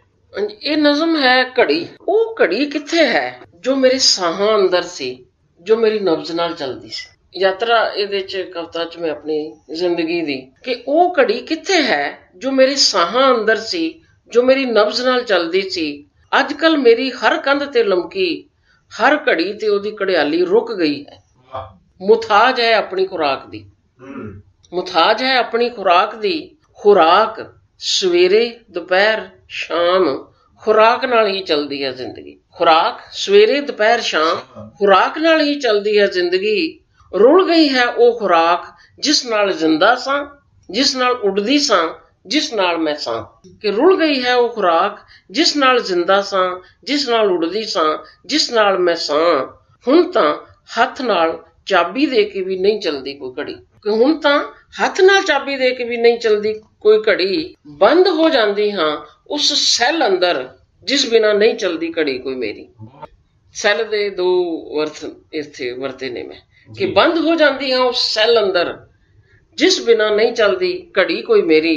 लभदी हां ओ घड़ी जो मेरी नब्ज नाल चलदी सी, जो मेरे साहां नाल चलदी। बहुत मेहरबानी डॉक्टर पाल कौर जी। पर फिर भी क्योंकि मैं ਅਸੀਂ ਤੁਹਾਡੀ 3 ਨਜ਼ਮਾਂ ਸੁਣਨੀਆਂ ਸੀ, ਪਰ ਮੇਰਾ ਮਨ ਇਹ ਕਰ ਰਿਹਾ ਹੈ ਵੀ ਮੈਂ ਆਪਣੇ ਸਰੋਤਿਆਂ ਨੂੰ ਜਿਹੜੀ ਅਸੀਂ ਸ਼ੁਰੂ 'ਚ ਗੱਲ ਕੀਤੀ ਹੈ ਤੁਹਾਡੀ ਜਿਹੜੀ ਪ੍ਰਤੀਨਿਧ ਕਵਿਤਾ ਖੱਬਲ, ਉਹਦੇ ਬਾਰੇ ਜਿਹੜੀ ਚਰਚਾ ਤੁਹਾਡੇ ਨਾਲ ਕੀਤੀ ਹੈ, ਜੇ ਕਿਤੇ ਉਹ ਖੱਬਲ ਕਵਿਤਾ ਵੀ ਤੁਸੀਂ ਉਹਦੀ ਥੋੜੀ ਜਿਹੀ ਸਿਰਜਣ ਪ੍ਰਕਿਰਿਆ ਵੀ ਦੱਸ ਸਕੋ, ਕਿਉਂਕਿ ਇਸ ਵੇਲੇ ਭਾਰਤ ਦੇ ਵਿੱਚ ਵੀ ਦੁਨੀਆ ਭਰ ਦੇ ਵਿੱਚ ਔਰਤ ਦੀ ਜਿਹੜੀ ਸਥਿਤੀ ਹੈ ਤੇ ਖਾਸ ਤੌਰ ਤੇ ਭਾਰਤ ਤੇ ਪੰਜਾਬ ਦੇ ਵਿੱਚ ਵੀ ਜਿਹੜਾ ਜਿਹਨੂੰ ਆਪਾਂ ਕਹਿੰਦੇ ਗੁਰੂਆਂ ਦੀ ਧਰਤੀ ਹੈ ਤੇ ਗੁਰੂ ਸਾਹਿਬਾਨ ਦਾ ਵੀ ਫਰਮਾਨ ਹੈ ਕਿ ਜਿਤ ਜੰਮੇ ਰਾਜਾਨ ਸੋ ਕਿਉਂ ਮੰਦਾ ਆਖੀਏ ਜਿਤ ਜੰਮੇ ਰਾਜਾਨ।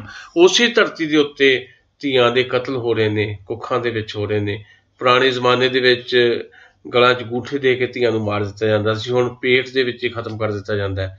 ਤੇ ਤੁਸੀਂ ਆਪਣੀ ਨਿੱਜੀ ਜਿਹੜੀ ਇੱਕ ਮਹਿਸੂਸੀਅਤ ਹੈ ਉਹਦੇ ਚੋਂ ਉਹ ਖੱਬਲ ਨਾਂ ਦੀ ਕਵਿਤਾ ਤੁਹਾਡੀ ਨਿਕਲਦੀ ਹੈ ਤੇ ਉਹ ਸਮੂਹ ਜਿਹੜਾ ਸਾਡਾ ਹੈ ਇਸ ਵੇਲੇ ਉਹਦੇ ਤੱਕ ਜਾਂਦੀ ਹੈ।